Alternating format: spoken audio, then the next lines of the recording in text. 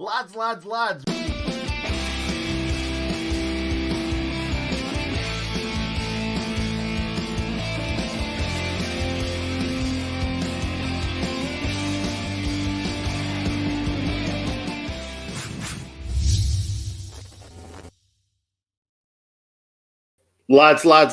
welcome to another Watchalong. We're playing Chelsea today in the FA Cup. Without further ado, before we get into it, I'm going to bring in Hal. How are you doing, mate?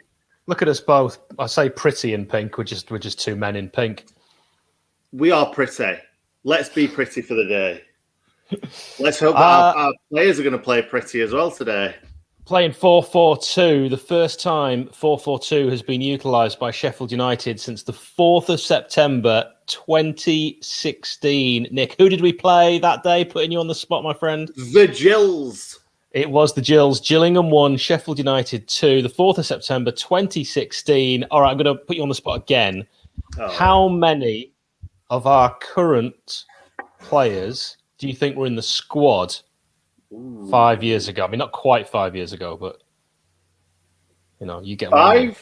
Five is bang on. Of our current players, can I guess? Can I have a guess? I think you'll struggle, but go on. Okay, Basham played in midfield. Basham's not playing though. Did you say just in the squad? Of the current squad, yes, I did. Okay, yeah. Basham. Yeah. Fleck was on the bench in this Gillingham game and didn't come on, but I was counting him. Yeah, Fleck. I was going to say Simon Moore, but that might have been... Simon Moore played in goal. That's 3. Simon Moore. Billy Sharp. And the injured main man himself. Injured? Oh, Jack O'Connell. Number 5 makes it 5. So I don't think any of those are going to be involved today for obvious reasons because we've seen the team. But incredibly, from League One to the Premier League, I think people need to remember how far we've come when we do get the amount of abuse. And I'm not just talking about you and I. We get a tremendous amount of abuse. And sometimes I read the comments that are directed at us, which are really cruel and mean, and think, I actually agree with some of the points they've raised. But actually, it's amazing when you think that on the journey we've been on, still 5 of that squad are involved in the current Premier League squad. Yeah, it's amazing. It's great. It's great as fans because we went through a period where I just didn't really like too many of the players.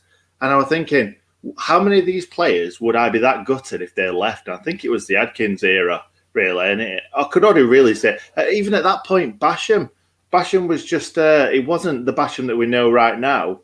So I'd have probably only said maybe Billy Sharp. I went absolutely too long about the rest of them. People need to remember John Fleck. He wasn't the same John Fleck. He started poorly that season, and that's why he was on the bench. And we weren't calling and crying out for him to be involved at that time. We were definitely all Skoogle fans still. So it's it's amazing how far we've come and how much things have changed. And now we go to a 4-4-2. And Nick, do you want to talk us through the lineup? Yeah. When I saw the lineup, I saw comments underneath saying, "Oh, this is great," except for Ender Stevens. I don't think this is great. I don't think this is exactly how we're going to line up, if I'm being honest. I know that's what the club's come out and said, that we're going to play a 4-4-2, but I can't see Fleck up and down that wing, if I'm being completely honest. I could see Bogle doing it, so it looks a bit lopsided to me, to be honest. Yeah, it's strange, isn't it? Fleck, I'm not sure. The tough tackling, industrious box-to-box midfielder being asked to do a job on the wing, which we don't really have anyone who is a left winger, I would say, unless you can think of someone at the entire club.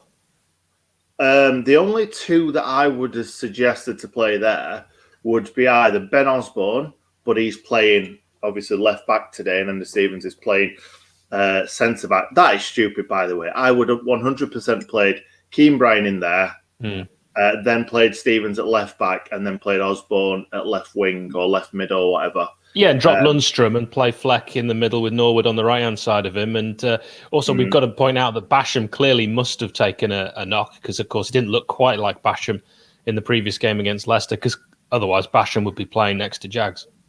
Yeah, definitely. Probably would have been maybe a 5 at the back even then, because I don't think he'd really want to upset the apple cart. but at the same time, needs must in this situation. Yeah, needs must. And can I just point out a comment from XX Beefy BTW was a winger in his earlier career. Beefy, do let us know if that is Fleck that you're referring to, because I didn't follow Rangers at all, being a St Johnstone man. I think he was, if I'm honest, mate, because I remember looking back on Chapman and stuff like that, and he was. But they also said that Monty was a winger as well. So what do they know? Well, he was. He told us he was. No, it didn't. It didn't. I'm pretty sure. No, what he said was that he was always a central midfielder, but Warnock used him as a winger. And you might remember he played on the wing against the Pigs in that League Cup game. That don't mean he's a winger, though, does it? No, Warnock played there a couple of times. You could say Paul Coots were a winger then, in the same breath. That's a fair point. What I was going to say was the other person, not Osborne, would be Ollie Burke, possibly. He's very right-footed, isn't he? He is very right-footed, but how many right-footers do you see on the left these days cutting in on that right foot? No, I love that. I used to play left wing, and I preferred playing on the right wing because I'm left-footed, and you're absolutely cutting in. I think Ollie Burke could be lethal cutting in. I really like that shout. The pace would not be there without him. We don't have any pace on the left-hand side today. No, we don't. I've got a feeling we might be quite defensive today, like really, really defensive. Especially Fleck can't be playing that graveyard shift on the left. Surely not. Because I think it was Jamie Redknapp who used to talk about that, and he was like, if you're a central midfielder and you get asked to do that graveyard shift on the wing, they hate it. And they're constantly like coming inside and trying to play central midfield. I remember when I used to play centre mid and I got put up front a couple of games, and literally you could just see me just coming backwards and backwards and backwards because you kind of gravitate to the position that you're used to. Completely, and Didsy might do that today. Good to see him back in despite carrying a knock, and he was back on the grass, but we weren't sure if he was going to be fit for today. And something I was thinking about bringing up a bit later, but you've just mentioned it there, which makes me think of this. I was looking at stats online, and also I was watching the game yesterday, that Bournemouth-Southampton game, and they put up these stats on BT about how much running each player's done. And I was thinking, who cares? I mean, how is that actually important? Because then I started thinking of the greatest players I've seen who didn't really do a lot of running. Matt Le Tissier and Dimitar Berbatov, two absolute legends who did as little running as possible in their entire careers. And many would say they were two of the best attacking players they've ever seen. And I was starting to think we could maybe throw this out there. Players that you've seen that you wouldn't call them lazy, but they certainly aren't ever going to be top of those running stats. No, we're talking about just Sheffield United or anyone. I was thinking Blades, but anyone might be quite interesting just to throw it out there. So if you want to pop any in the comments, players that you've seen in your lifetime that just did no running, pop them in the comments. And Bobby in the background, who needs a massive shout out today, he will bring them up on screen. Yeah, definitely, because we've changed from this 3-5-2 to 4-4-2 at the very, very last minute. So Bobby's scrambled to do a very, very, very good job of what because. Well, let's be honest. How long did you say it was? Just under 5 years, Hal, since we played 4-4-2. Yeah, so that was taking us all the way back to that Gillingham game that we last played. With 4-4-2 all the way up to that game. Then we changed it to a 3-5-2 for that match. So that's incredibly long time of playing the same formation from the start. We should point out we have changed formation in game under Wilder, and all it's taken, of course, was Chris Wilder leaving the club to force this change, and not really necessarily what we wanted. But maybe Paul Heckingbottom will lead us out at Wembley after all Wilder's good work. Could you imagine? And to be honest, Southampton are through. So it's not, I know obviously we've lost to Southampton twice this season, but if we beat Chelsea today and we got Southampton in the next round, it's possible. It's actually possible, isn't it? Yeah. A great shout with Keith Edwards, Wayne Allison as well. Absolutely. Just going back to this, players didn't move much. James Beattie didn't do a lot of running. He didn't need to. He could put the ball down for a set piece, having not seen him for a long time, and smash a free kick in from 25 yards. Yeah, definitely. I would say Jose Baxter was very, very talented on the ball, but didn't do a lot of running, did he? Yeah, absolutely. That's a good shout. I'll give you Baxter, who's a future, hopefully, guest that we can try and get one day. I'd love to speak to him. That'd be nice. We want to get guests, not necessarily like absolute legends of the club, because one, they're quite hard to get, and two, a lot of them are before our time, really. We were talking about this before, weren't we, Hal? And we were like, we'd really struggle to interview players who played before our time. So we would. Anyone would. Yeah, absolutely, mate. Absolutely, because we like asking questions that weren't written down. Do you know what I mean? So we come up with questions, and then you get onto something else, and we like to ask those. Oh, what about this? What about this? What about this? That just come to our head, but you wouldn't have those if you interviewed some lads that were kind of before your time, would you?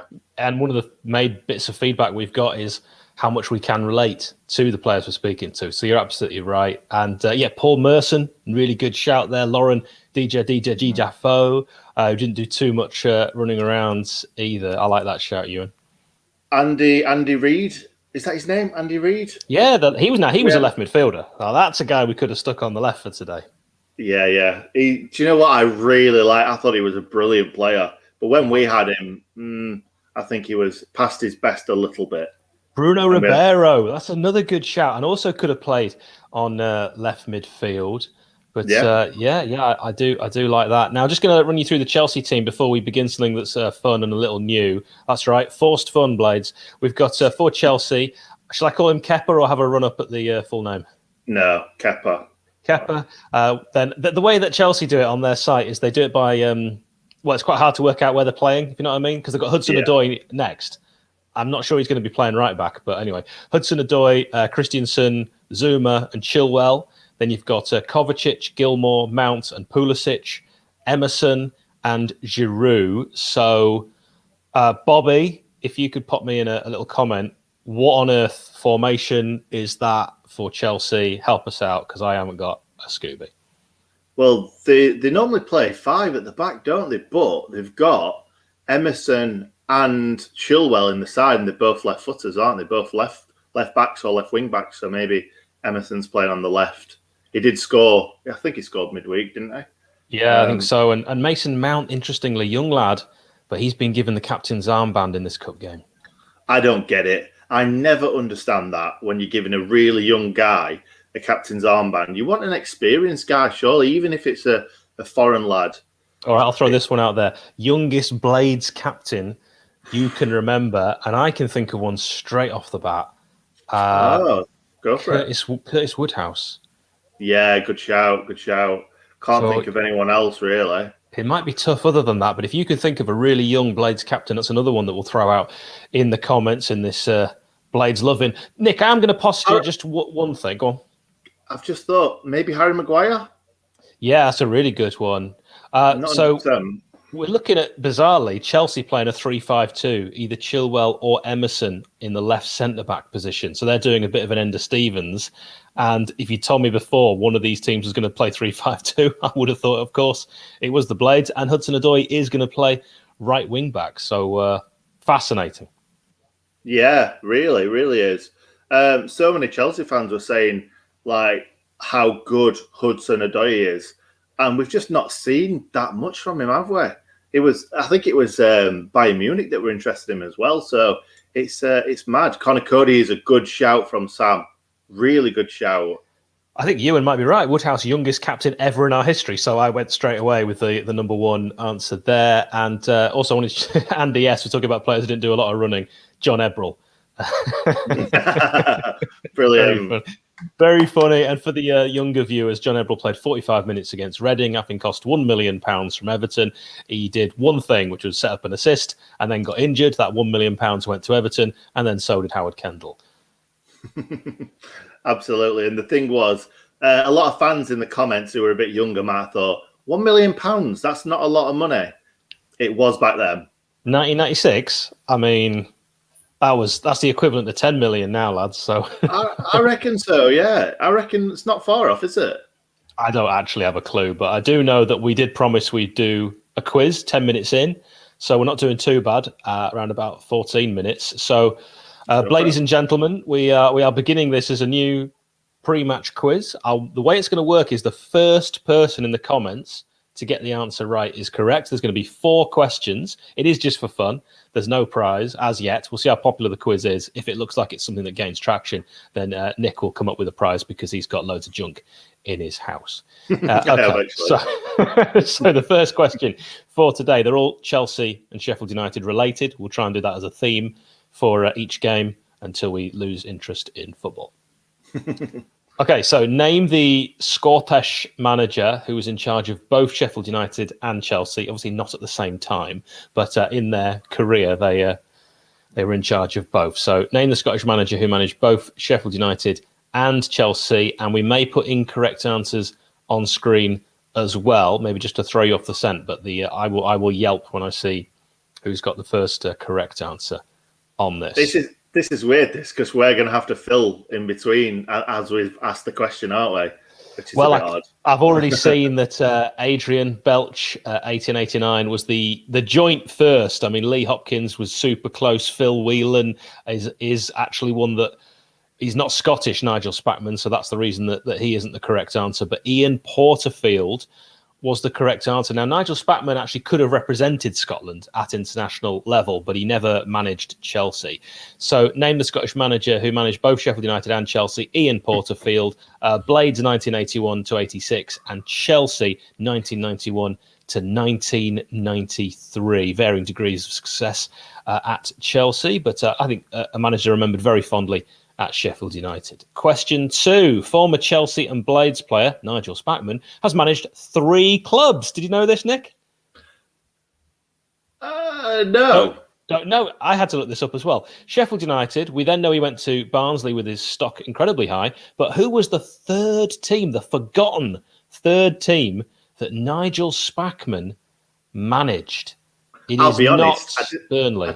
I didn't even know he went to Barnsley. It's that long ago. So, former Chelsea and Blades player Nigel Spackman has managed 3 clubs: Sheffield United, Barnsley, and who are we going? Why is everyone saying Burnley?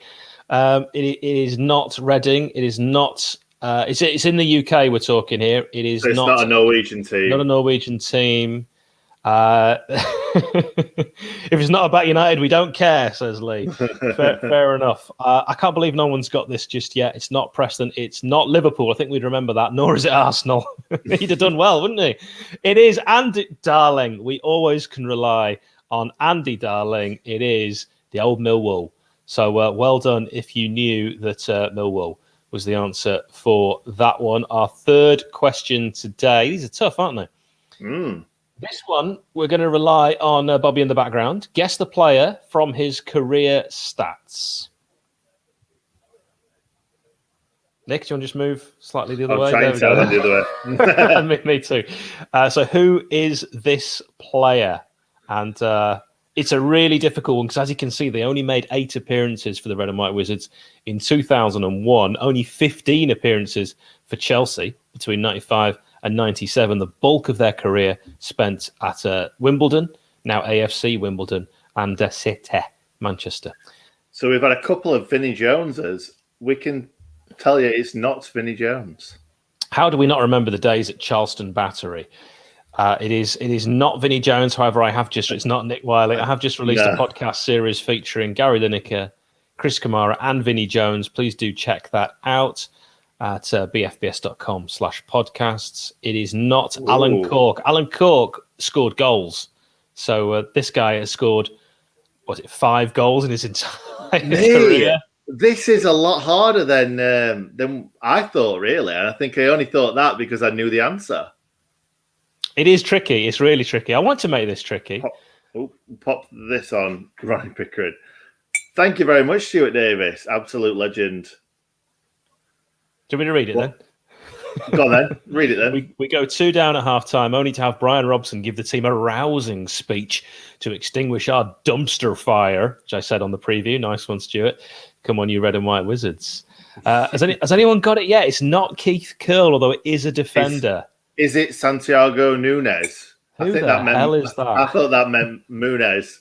Because, we've never had a Spanish player. Yeah, but he played. He was on goal. Was he your man? Munez. You're a man on goal. The Argentinian player, wasn't he? Yeah, right. Am I going to have to give the answer to this? Is no one going to get it right? No. Give it a couple of minutes. Someone will get it, I reckon. Here we go. Lewis. I'd faith in Lewis. Butterberg. He has got it. It is Terry. I got a feeling. I knew you wouldn't leave me. I can't believe Sambot said Steve Cabber, the man who scored 5 goals in his whole career. Did he score any for us? It's Terry Phelan. No. It is Terry Phelan. That was tougher than I expected because we threw this out yesterday, just Nick and I having a chat, and Nick actually got it very quickly. So I've got to make these a bit easier for next time. Final question. The first match between Chelsea and Sheffield United took place on the 7th of September, 1907, when I was but a young lad. Who won? So this is more of a guess. Who won? It's a pretty easy one, that, isn't it? Who won? Well, let's see. Let's see who gets it first. It's all about speed, isn't it? It is true. It's not really, you've got a 50-50 chance, or, it wasn't a draw. I'll tell you that now because I wouldn't have worded it that way. Jace, Ace, Bill Whelan. You see, I wouldn't have said who won if it was a draw. Darling, Phil Whelan, amazing. It actually was Sheffield United. The Blades won 4-2, and the reason I threw this in is I think it's a really good omen going away from home, a 4-2 win. We've only scored 6 goals in the entirety of the Cup this season. But you know what? We've changed formation. Why not? Why not have something a little bit positive and a little bit different? And I'm just going to say it, Nick. We've got a lot of doom and gloom merchants, a lot of negative people on social media. We spend a lot of time working on the graphics and the watchalongs and the match preview. And people just write things at the bottom like, don't care, not bothered anymore, and stuff like that. Can I just say, if Sheffield United get to Wembley and fans are allowed to go back, and you've written something like that, you can't go.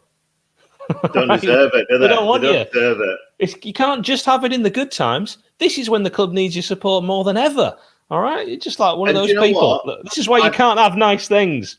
And do you know what? I would understand it if they're a child saying, I want to support Manchester United, I don't want to support Sheffield United. But these are grown adults. They're saying, I don't want to watch Sheffield United anymore because they're not playing as well as they were last season. Grow up. Yeah, I agree. Totally. Do you want to mention Streamlabs, mate? Yes, that's a great idea that I didn't think about before this. So thanks for that. But no, it's all right. I'm glad you said it. So nice one, James. I can't do this. This is really difficult. That way. No, where is it? There just you go, down there, isn't it? Yeah. Anyway.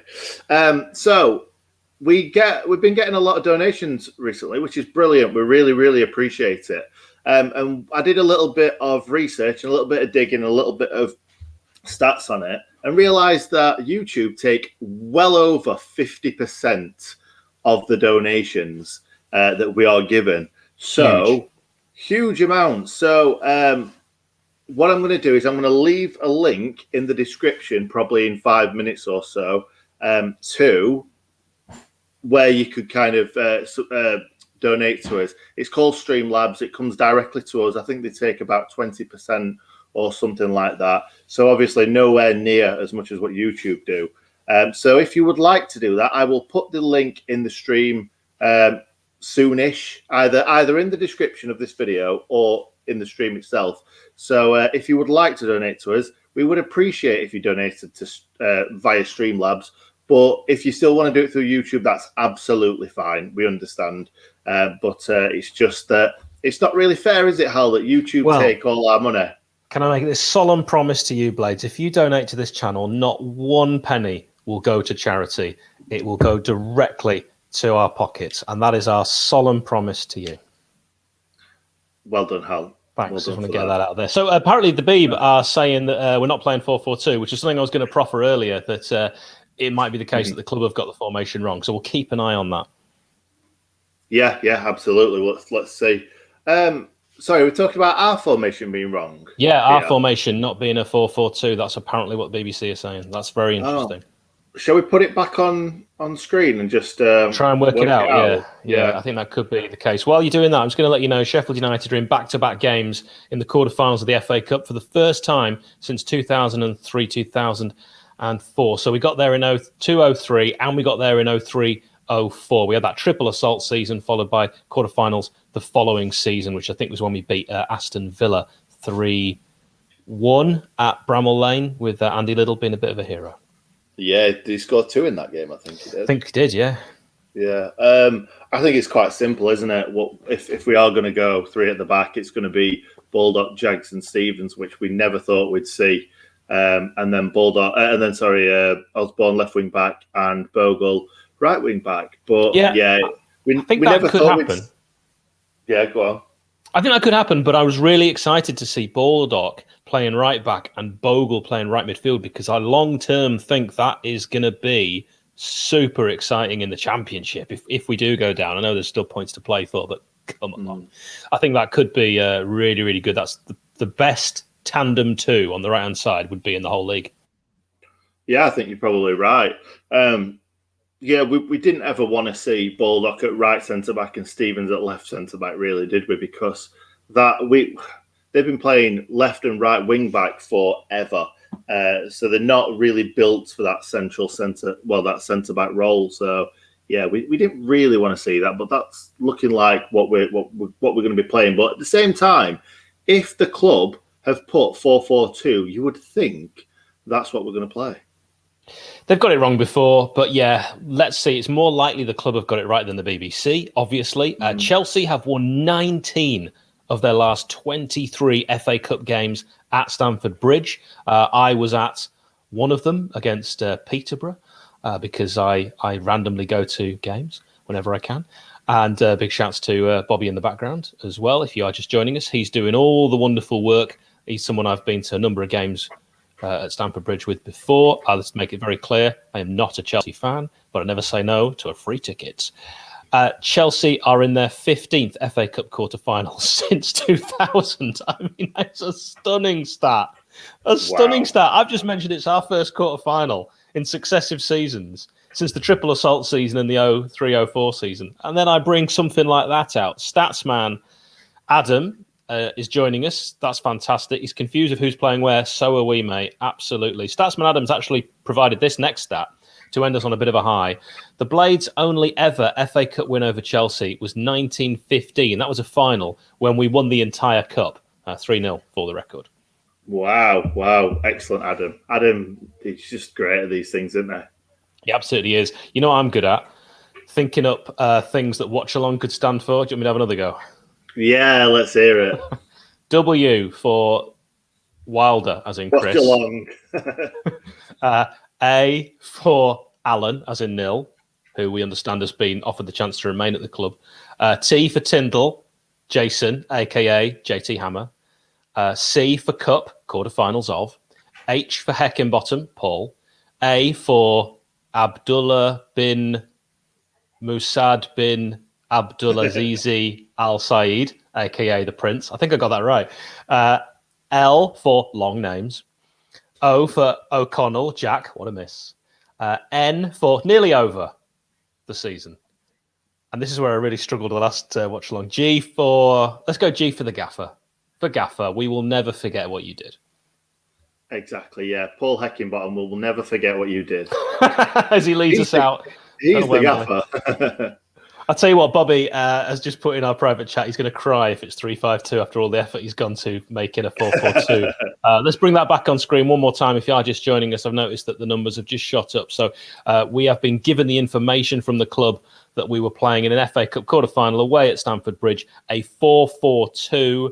So this is what we've gone with. Now, we have speculated that it could be a 3-5-2, as is tradition. If we have changed from a 3-5-2, it'd be the first time that we haven't played a 3-5-2 for just under 5 years. It was September 2016 that we first played a 3-5-2 away at Gillingham. We won 2-1, and on that day, 5 Blades were involved that are still in our squad today.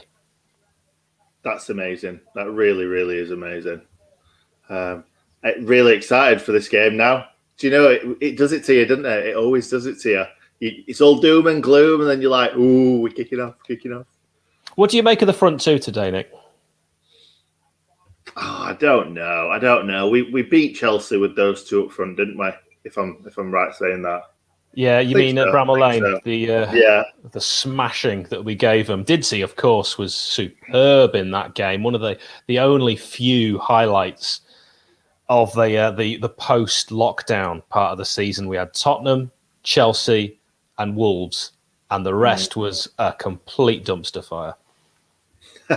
You're going to stop saying that? Yeah, but I thought you really don't like me saying it, so I'm bringing it back. The Bieber really hammering home the 3-5-2. If anyone's got it on screen, the way that we do these watch-alongs is we will talk what is going on screen.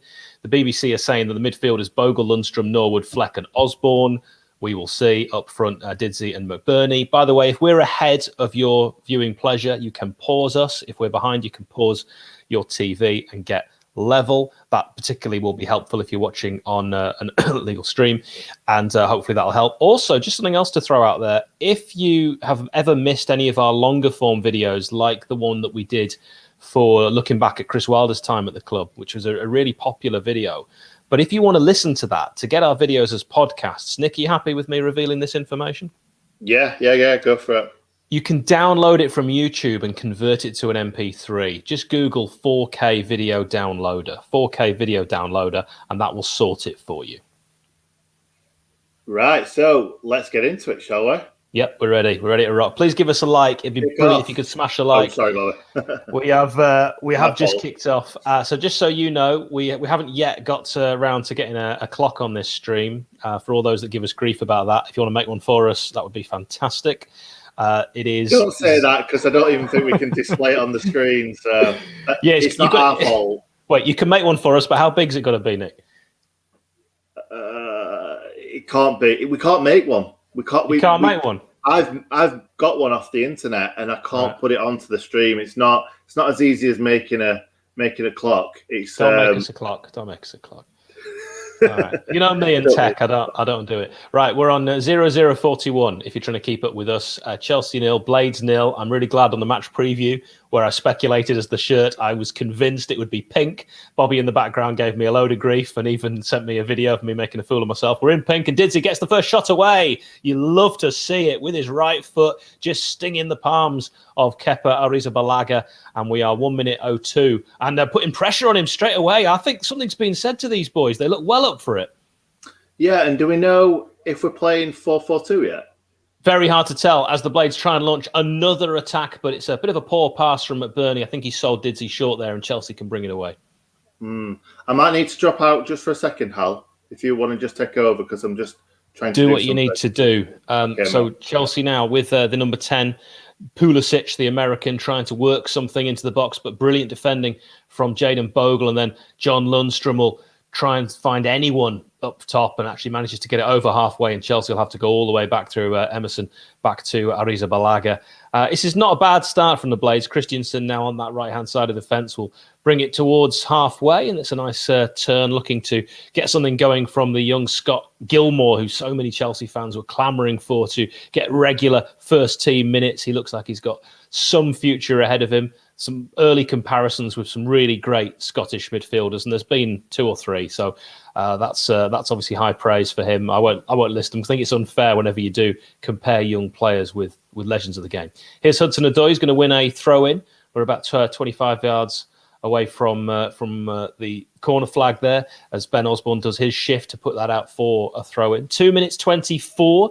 Early biscuits here. Chelsea enjoying the majority of possession. Emerson finding his man Pulisic. He is dangerous, but luckily Ziyech isn't involved from the start. He really did have a fantastic game last time we were at Stamford Bridge. Ben Chilwell will make it back to Kovacic, Emerson. There's lots of interplay, lots of neat passing. Gilmore seeing the ball quite a bit, as well as Christensen. No Thiago Silva again. He was instrumental in that 4-1 victory for Chelsea as they start to put a neat bit of play down that right-hand side together. And again, they'll win a throw-in on 3 minutes. So the captain, Mason Mount, today, Nick and I were speculating earlier on the youngest Chelsea captain. Of course, we haven't got a clue on that, but we did know that Curtis Woodhouse, the youngest Sheffield United captain of all time, making, I believe, his captaincy in a cup game, but someone might have to correct me on that. Just pop it in the chat. I can't quite remember when Curtis was first given the captain's armband, but he's definitely the youngest captain in Sheffield United's history. I know I was at the game when he was captain. On halfway, Chelsea will just play that ball into midfield, and Gilmore again seeing a lot of it, but a free kick given as the turn came in. John Fleck, he knows that was one that he was just slightly late on, and it's going to be a 3 minutes 38 free kick to Chelsea, just over halfway. It was Gilmore who just managed to get the ball away when the challenge came in from Fleck. He's a fraction late there, but no malice. He knew what He was aiming for the ball. Thank you very much, Luke. That is top man. £5.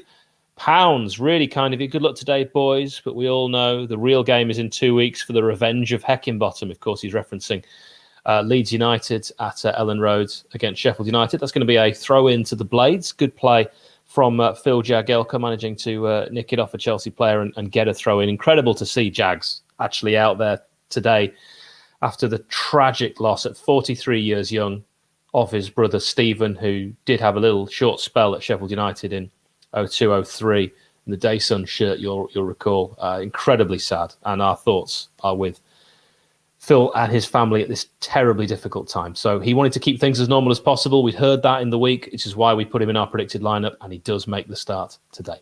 Ball over the top on 4 minutes 38. The Blades looking to try and get Didsey going, and McBurney with a bit of an agricultural challenge, and the referee says, we'll have none of that, son, and gives a free kick, that foul on Kovacic.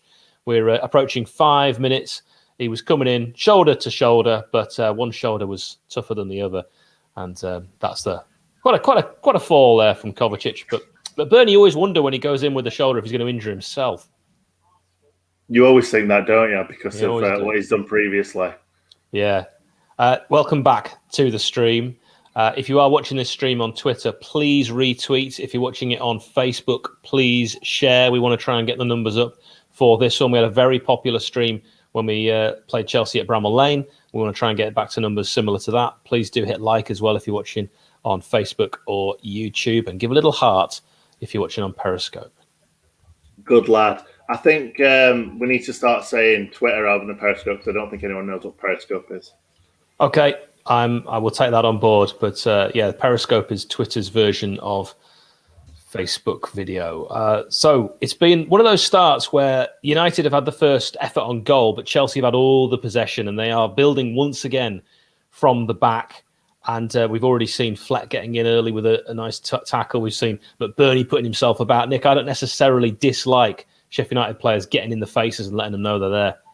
No, definitely not. That's what we should be doing all the time. That's what we were so good at last season, and we've not done it as much this season, I don't think. Well, Paul Heckingbottom said that the players have had a heart-to-heart in the dressing room, and they've talked about getting back to basics and back to what made them successful last season. And you think that there's evidence of that early doors here, wouldn't you, Nick? Yeah, definitely, mate. Definitely. Old Thomas Tuchel there on the screen. I love saying his name, Thomas Tuchel. What a guy. My hair is going in exactly the same way, but I have not done the side parting because I think it just draws attention to the receding hairline. All right, then, Hal. Thanks for that. Thanks for bringing that up. Let's keep you posted with what's going on up top. Absolutely. So, what do you make of the front two? I know you've asked me earlier, but do you think this is the right front two to play today? No, it doesn't work. I like McBurney. I think he's a really good player, but it's not a player for me that works alongside Didsey away from home. I would like to see either the pace of Burke to get in behind, so either McBurney and Burke, with Didsey playing in the hole. I'd love that. I don't think we've got anything to lose by going all-out attack, so I'd be very, very fond of that. Drop Lundstrom, play Didsey in the hole. Why not?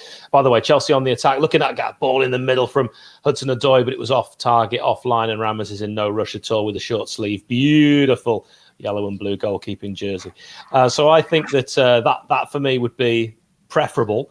But if I was having my pick, I would go Brewster and McBurney to get things set for next season. I just think those are going to be the two that we're going to have to play. We spent the money on them, and really we've relied this season on Didsey and Sharp, no matter how much money we've thrown about, and that can't be the way that we go long term. No, definitely not.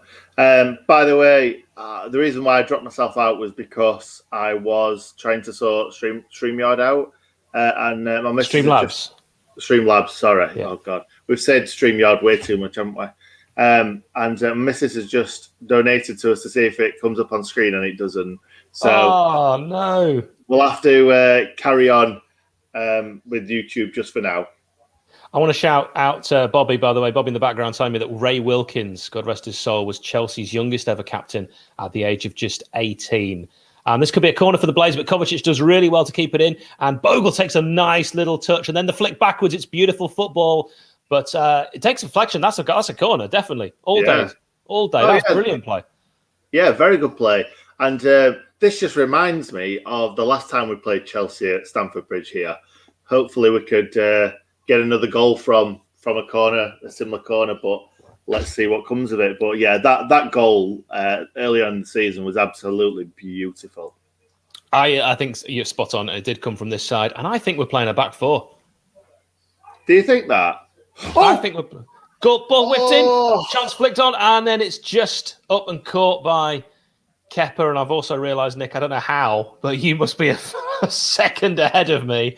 I don't know. I don't know.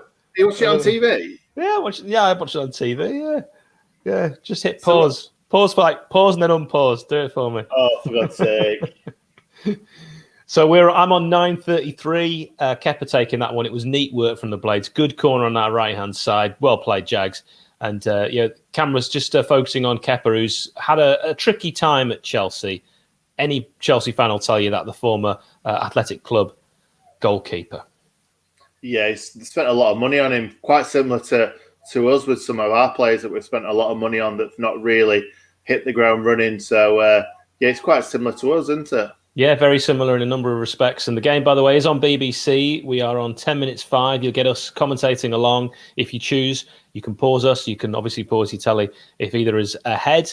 And the Chelsea team, Ariza Balaga, Hudson-Odoi, Christensen, Zuma, Chilwell, Kovacic, Gilmore, Mount, Pulisic, Giroud and Emerson. The reason I'm reading that out, not just for the latecomers, Nick, is to ask you, of those names there, which one frightens you? All of them. All of them, mate. Pulisic, very extremely talented footballer going forward. But like we keep saying, we don't watch a lot of the other club, do we? It's all about Sheffield United for us. No, but I love a good yank. Oh, damn. I definitely set you up for that one, didn't I? Beat you to it. So Blades winning the ball back with Ben Osborne. Gosh, he's industrious. Gosh, he's good. Every time he plays, he gives 100%. We are huge Ben Osborne fans, and he stayed getting forward, but he couldn't quite bring it down for him. And then that was really good play from John Fleck to win it back, the man who drinks Iron Brew. Yeah, we started a lot better than we did against Leicester. We couldn't have started worse. 11 minutes 12, an interesting pass from Ollie Norwood. Not sure that's quite the way he meant to play that. He certainly telegraphed it, but it didn't end up like that. And then Fleck with a good ball. Good. Lovely touch from Ben Osborne. Poor cross. Very poor. Very, very poor. He did really well there. I thought that ball was going out of play. And so did really well to keep it in. I'm not sure if it needed to be a cross that early, did it? There were no one there. Exactly what I was about to say. A pass really to Zuma. And they actually should have taken a touch, knocked it on, and then put that cross in as players were arriving. Of course, easy in hindsight for me on my sofa to say, but just what I'm thinking here. But Paul Heckingbottom's pink and grey army winning a corner on 11:55. If you had told me a year ago today that I would literally have just said that sentence about Paul Heckingbottom's pink and grey army, I would have slapped you in the face repeatedly and asked you to go away. I was just thinking the same, looking at Jason Tyndall with a Sheffield United badge on his chest. JT Hammer. Can't believe it. JT Hammer. Can't believe it. But what I'm liking about this team is that we've got some big lads in the box for a change. I like it. And it's a corner on the left-hand side, which John Fleck will take. It's not a great delivery. It manages to hit, I think, either a Chelsea player or the back of McBurney, who turned away from it. Then ball back in. It's overcooked. And Didsey on this right-hand side on 12:38 will try and skin his man. He not quite having enough on it there, as I became incredibly Yorkshire for a moment. But and the pressure is fantastic. The Blades are giving them no time at all and almost forcing the error there. Wonderful play from Ollie McBurney. This is Gagan pressing in a Yorkshire style. Yeah, I didn't like how Ollie McBurney went over on his ankle there. But his backup, we're fine. But it went down really weirdly. We're playing at 100 miles per hour. Absolutely right, Glenn Perry, who's just made that point in the comments. Do put your comments in, and Bobby in the background will bring them up on screen. I'd love to say we read every single one. We don't, but Bobby does. So they're not being wasted. No, Adam, I've just lost the comment, but Adam's just said, no, it's not that, sorry. Adam just said about HD being behind or the other way around. HD's behind, is it? Of course. I'm on HD, yeah. Oh, I just put 101 on. What number is HD? Well, I'll go on 101. You All right, man. You can stay there. Thank you, Adam. What a top boy. Yes, he's right. He's absolutely right. So There we go. just to keep you updated time-wise, I hope this doesn't dislodge anyone who's maybe paused to get level with us, but I'm bang on 14. That's good. I don't know what's happened here. What have you done? Have you turned it? You just turn all the complete skybox off, so that's fine, isn't it? You don't need to watch it. You've got the watch along. So I'll keep you posted on what's happening. Oh, that's great play. Chelsea launching attack again, this time with neat skill and then a foul. I think that was one of those ones that Baldock kind of had to make because Chelsea were just about to start to break. And we're on 14:30. 14:30 bang on. Kovacic there, just a wrestling move from George Baldock. And Chelsea on that right-hand side on 14:38. Just so much neat passing from Chelsea, but they've caused no offensive movements. And I mean that both in the insulting way and attacking wise. 21 minutes, number 21, Chilwell. I'm not jumped that far ahead of you. Number 21, Chilwell, then playing the ball into midfield to Mason Mount and Pulisic linking up. And by the way, if you just joined us, Mason Mount, the captain for today. Now, this is a neat ball across, but so many blades. It was a wall there, and then terrible. Never play the ball across the face, which is exactly what we did. But so many pink shirts back. It does look like there's more pink shirts than blue at the moment. And here is number 21 again, Ben Chilwell, the signing from Leicester City, back to Kovacic. And Mason Mount will find Emerson on that left-hand side. Looks like both sides, the BBC was speculated, playing 3-5-2, but doesn't appear that that's how it's ended up.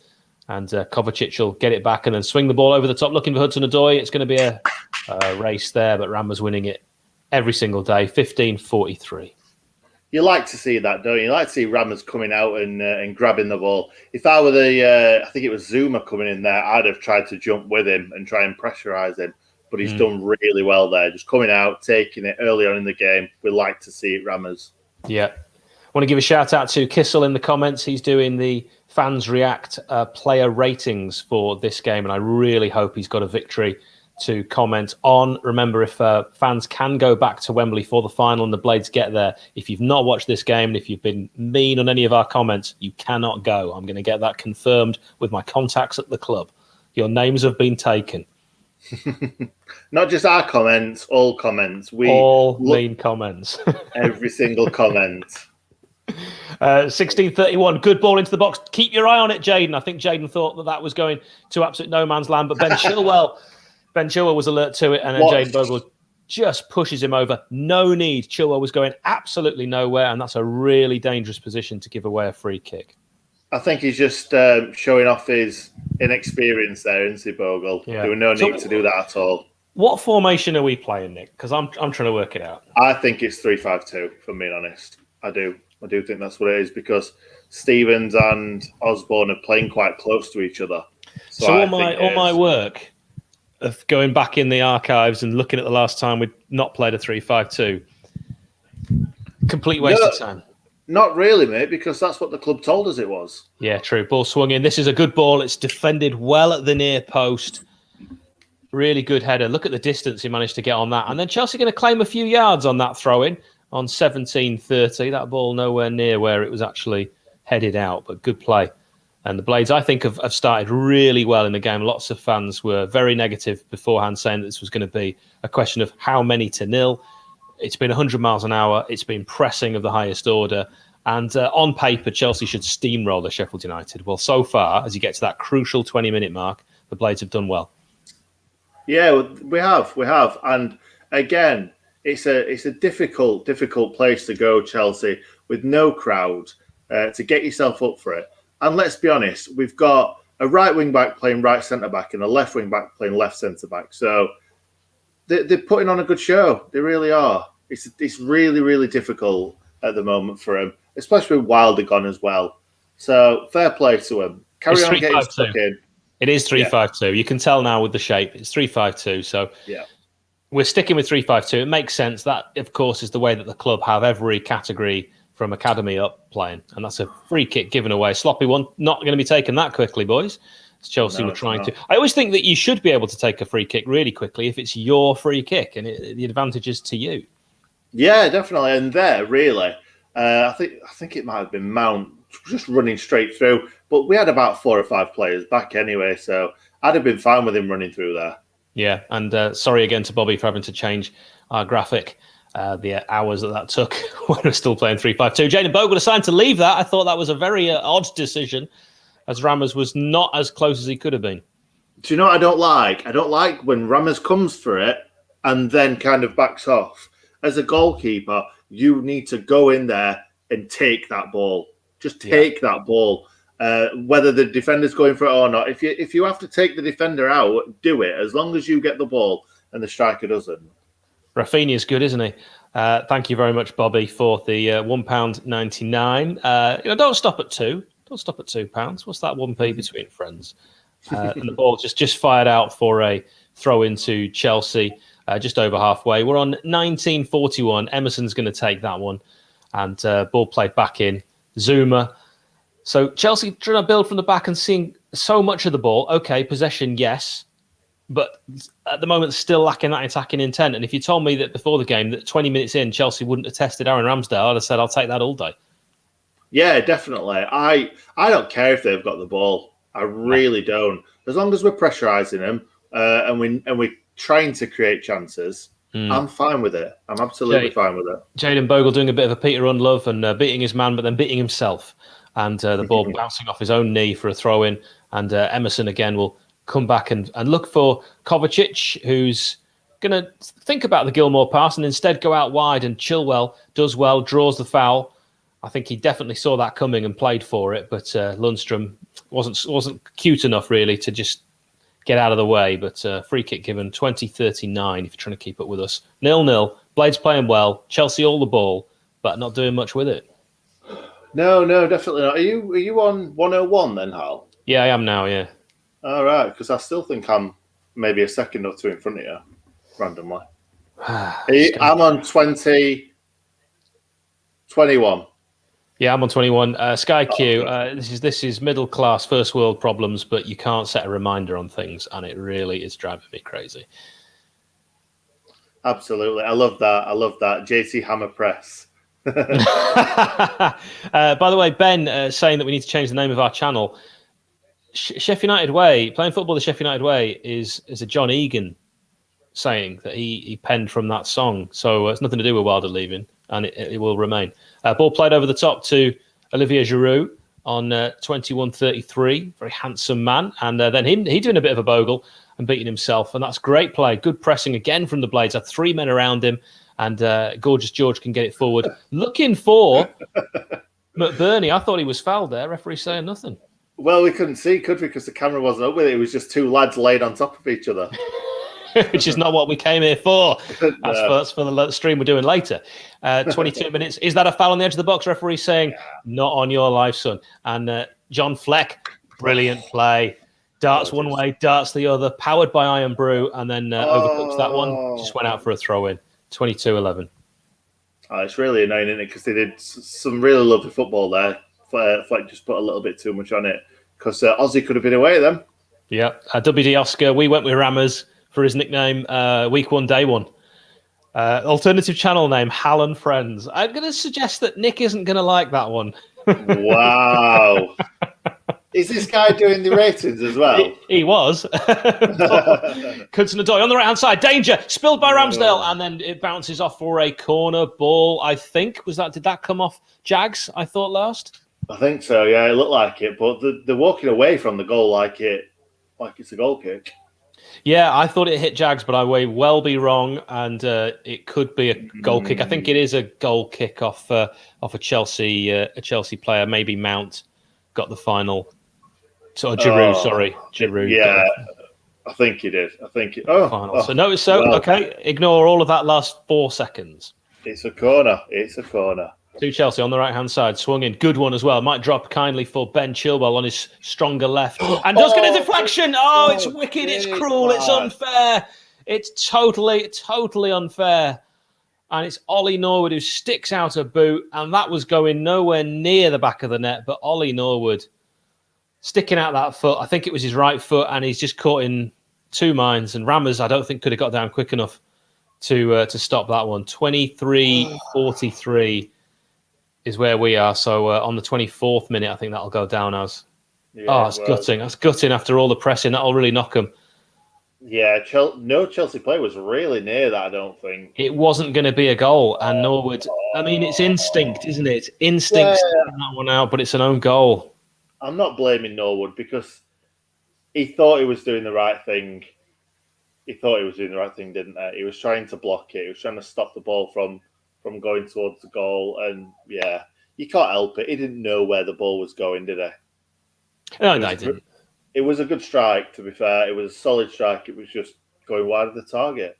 Yeah. And Simon saying, why did it have to be Norwood? And I think it's a really good point because Ollie has been playing better recently and he needs the support right now because he'll be feeling, I think, quite down with some of the comments that I'm sure he's read on social media. It's been quite vicious at times, some of the stick he's got, and I know he's trying.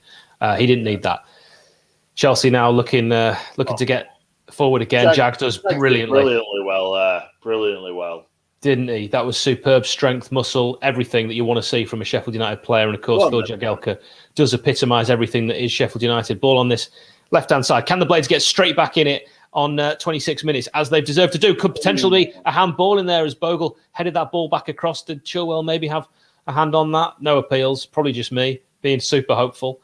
Didsey will lay it back to Ollie Norwood. He's got to get his head back in the game, Nick. Yeah, he does. And the thing is, Ollie Norwood was brilliant in the Championship, so I'd like to see him get back to form in the Championship when we inevitably go down. Yeah. But anyway, we're just to reiterate, we're not changing the channel name. I think even if you did feel that the Sheffield United way comes from originally, the Wilder philosophy, I think it's great to have memories, even of nothing else, of some of the best times of our lives being Sheffield United fans. So we'll keep it. That's when, definitely. That's when we started the channel, really, didn't we? That's when we kicked on. So there's no way of that. I think the only way we would change it is if we came up with a brilliant idea. But everyone knows it as the Sheffield United way, so we're not changing it. Yeah, of course. If you come up with a great name, pop it in the comments, and it will go on our list. Which you've got a pen and paper, right, Nick? So have I. That's great. Go on that list. Yeah, I've got a pen and paper. Yeah, me too. So we'll get that sorted. Don't think it'll be a complete waste that we'll never read. We're on 26-26. Chelsea 1, Sheffield United 0. Anyone stood out for you, Nick? Everyone, really. I think everyone's played quite well. Bogle's let the ball go out a couple of times. Is pushed Chilwell in the back. There's a couple of things that Bogle may have done better, but I think Ozzy's been up and down.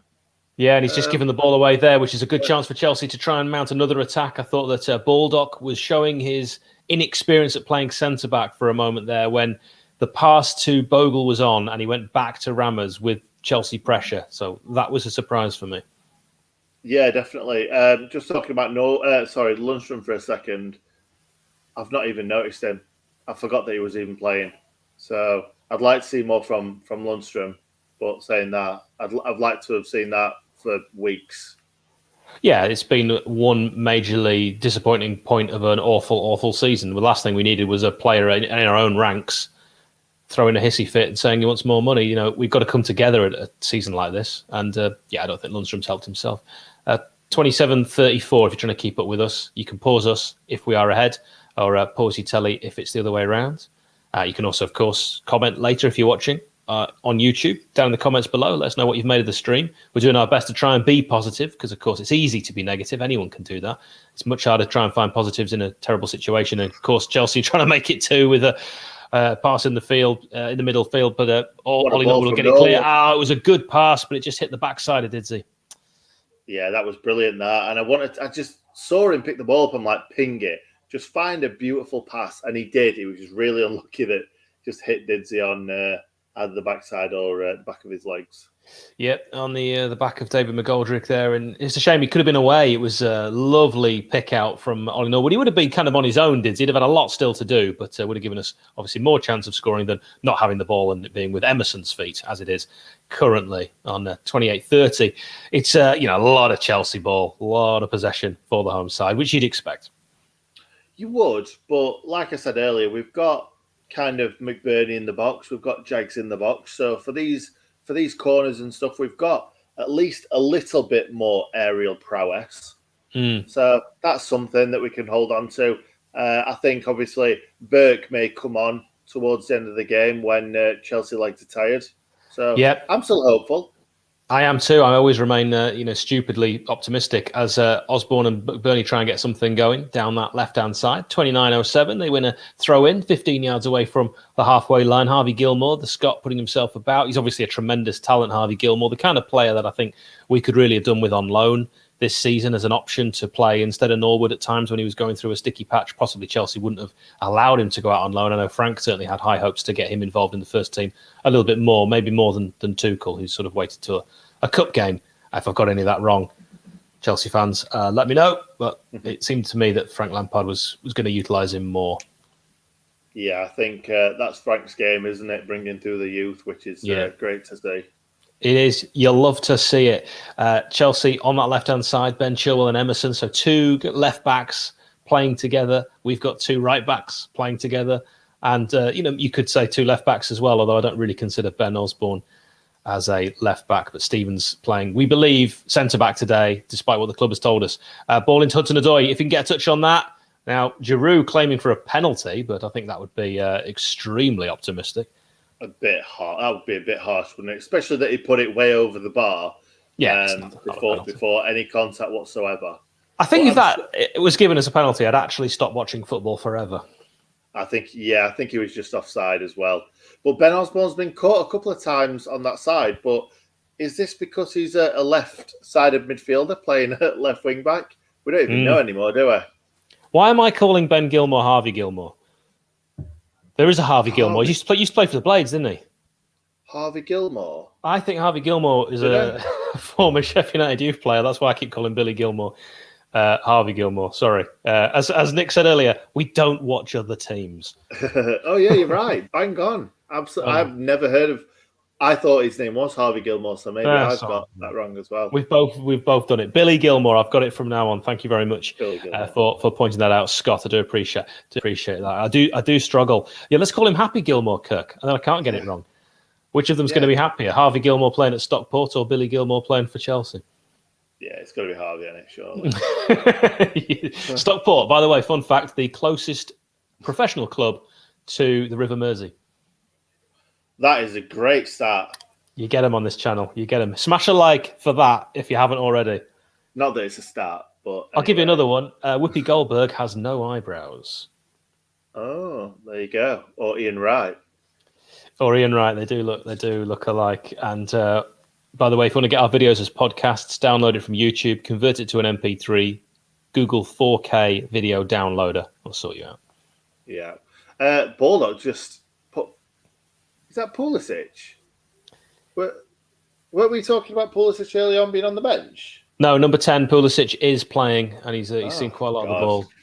I'm all over the place here, mate. So we just reiterate, we do not watch other teams, even when we're playing against them. We did actually say that the other day, didn't we? We said that we don't know. We watch our players more than the Chelsea players. Yeah, I'm watching Harvey Gilmore. He's playing for Stockport. Oh God! Here we go. Warnock has no eyebrow. Phil, you're spot on. When I heard that Whoopi Goldberg stat, Nick, you're probably the same. Just thought of Neil. Yeah, definitely. Also, Neil Warnock also looks like a goblin from Harry Potter as well. He does. And if Whoopi Goldberg and Neil Warnock had children, just imagine what they would look like. No eyebrows.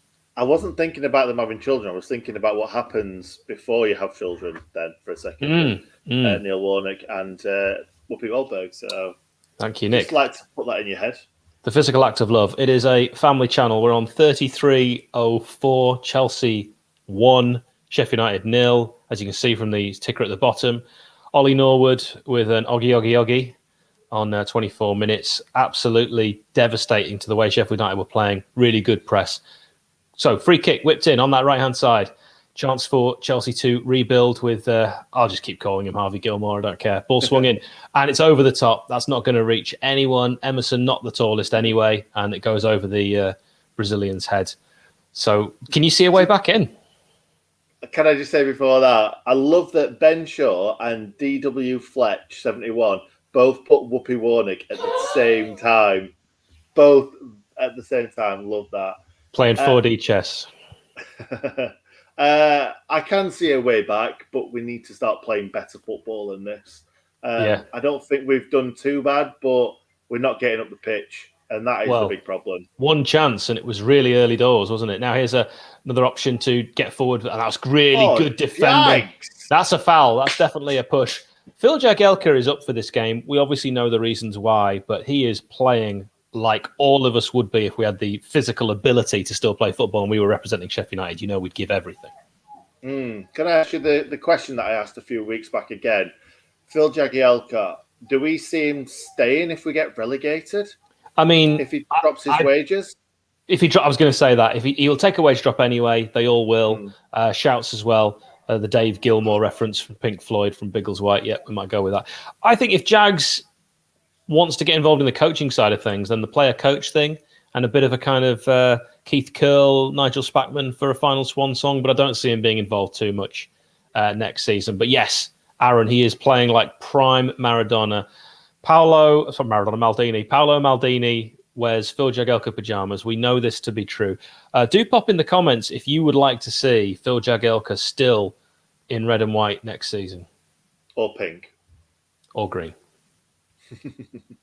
I don't think next season or for a very long time we will be wearing pink, because getting relegated in pink after everyone was banging on about pigs in pink and all that lot, I can't see us wearing pink for a very, very long time now.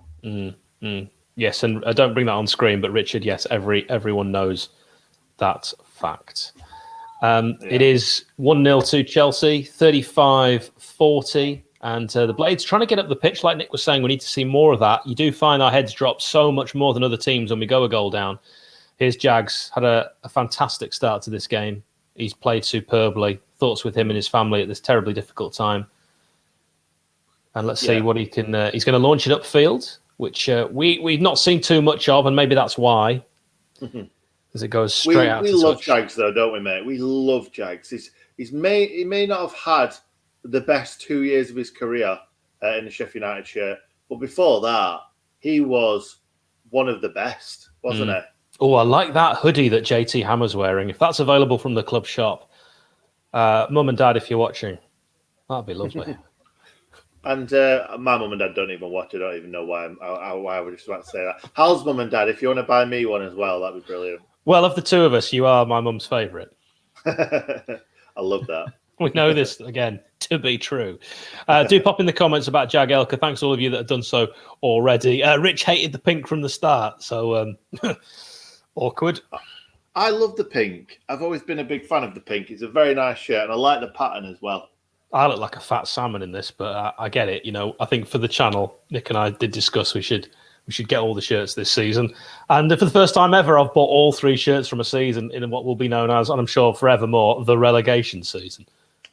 Yeah, I really didn't want to buy the home one because I wasn't a big fan from the very, very start. I didn't, but I have. And I've also, little just between us girls, I've bought my nephew Rafe a personalised home shirt with his name on, because he told me the other day that he wants a Blades shirt after Theo, my eldest nephew, said he supports Man United and he's not interested in Sheffield United anymore. So the race for favourite nephew takes a surprise twist. Yes, Nick does rock the pink. Thank you very much, Aaron. And if you think you look like a fat salmon, I do. Yes. I don't know what I look like in it. We're on 38. You're probably about 4 stone lighter than I am. Well, pink is not a flattering colour. If you're not like in sort of peak physical fitness, the pink reveals everything. Look at the guns, and the sun is out. So we're just seeing the goal again on the Beeb, and it takes a cruel deflection. I mean, really, that's the only way it was going to get past Rammers. He was actually brilliantly down low there, Rammers, and still getting a hand out. The passing, the last 2 passes from the Blades have been really, really lazy. We saw a bulldog pass straight into touch, and unlike Didsey, a pass there straight to Chelsea. And when we do finally get in that final third of Chelsea, we've got to keep possession. Yeah. Do you know what I'm looking forward to next season? Actually having more of the ball and attacking more, because this season has been quite boring to watch. Lots and lots of defending. the passing has not been on point, like you've just said. Oh my God, McBurney's just been absolutely put in the stand. I think it was Zuma's backside. What do they say in basketball? That's broken ankles, but awful. 39 minutes and the ball played over the top. It's going to be chased by Giroud. He might be handsome, but he's not quick. And I think that ball had gone. Yeah, definitely. Like I was just saying, the passing the season before and the season before and the season before has been just beautiful to watch. But when the passing, when the club put out the highlights of our 3-3 with Man United before we played Man United at Bramall Lane this season, and the crispness and the speed of the passing and the movement was night and day to what we are playing this season, and it's the same players. Yeah, exactly. It just shows, doesn't it? There's only really Jack O'Connell that's missed the season. Yeah, Moose. A Moose, yeah, you could say. Moose has been shocking this season, though. Yeah, the games he's played, apart from probably Bristol Rovers away, he's looked like he's won a competition. Yeah, completely off it. Completely. But the thing is, though, someone will pay money for Moose because of what he's done in the past. I don't know if we'll get our money back for almost any of our players. If we were to sell, apart from Sander Berge, and then, of course, we're talking about players that I was about to say, players that we bought from last season and this season, I think only Sander Berge we would get more for. And you know what, mate? He's not been incredible. He's not played out of his skin. I just think he's got potential, hasn't he? Yeah, because a lot of scouts play Football Manager, and his potential in the editor is still very high, and I think that will weigh heavily on managers' minds. I jest, but I think actually his name does carry quite a lot of financial weight still, even though some of his performances weren't great, and some of them were. Misplaced pass there on 41 minutes. The game's hit a bit of a lull. If you aren't watching the BBC coverage, and we know that we get people saying it in the comments that they just listen to us, and that's fantastic. I'd also like to take this opportunity to say, for those that have privately messaged us, and we've had quite a few, that have said how much these watch-alongs have helped them, if we're talking either mental health or just that feeling of bringing fans back together, can I just say how much personally to Nick and I, that means so much. It's one of the reasons we decided to do this towards the end of the season. We didn't do it all season, but thank you. Yeah, it means a lot, doesn't it? It means a hell of a lot. And everybody giving us credit for all the effort that we put into this, because we really put a lot of effort into say how much we get back financially. It's a hell of a lot. It's a hobby for us, really, isn't it? Yeah, it's a terrible pass. And this is a chance for Chelsea to make it 2, but brilliant chest high from Ramsdale. Now it's still not the danger away. Chelsea can launch another attack. Gilmour with an option in the box, but will they go backwards? Actually, it's good pressing from the Blades. Really good. 3 pink shirts around. Can we deal with it, Ben Osborne? Get it clear, lad. He does superbly there, Ben Osborne. Absolutely brilliant. Kept himself cool and calm, didn't panic, and then Didsey winning that free kick. It's really good play defensively, and I thought we've got to say, Aaron Ramsdale, Nick. Yeah, that was brilliant, that. You could tell what he was going to do. I think he telegraphed it a little bit too much. Oh, that pass, though. Shocking from nowhere, isn't it? I think it was Mount, wasn't it? That just. It was Christian Pulisic, and he just gets a little chip on it, and it's a double save. He gets the knee and the chest on that, Rammers. Well done. I know that's not the definition of a double save, just before anyone corrects me on that. I have watched football for more than one game. No, that was poor from Norwood, and it's the same old story for him, isn't it? I love Norwood to bits, and I would never say a bad word about him. No, I would criticise him. I'd never say anything horrible, because Norwood was absolutely brilliant for us last season and the season before, and I'm a big Norwood fan. But yeah, there have been a lot of passes this season that have just not been good enough. Shouts to Hippo SUFC. That's really kind of you to back up what we've been saying. I do appreciate that. And Aaron, I agree with you. Give it a year, and Rammers will probably be our biggest asset. I think that's true. We are huge fans of Aaron Ramsdale. We've been backing him since day one. He's had some tough times. Any criticism that you directed at Aaron Ramsdale on the pitch, we always think is fine. Anything personal, absolutely bang out of order. And unfortunately, we've read some personal stuff over the season, not just directed at Rammers.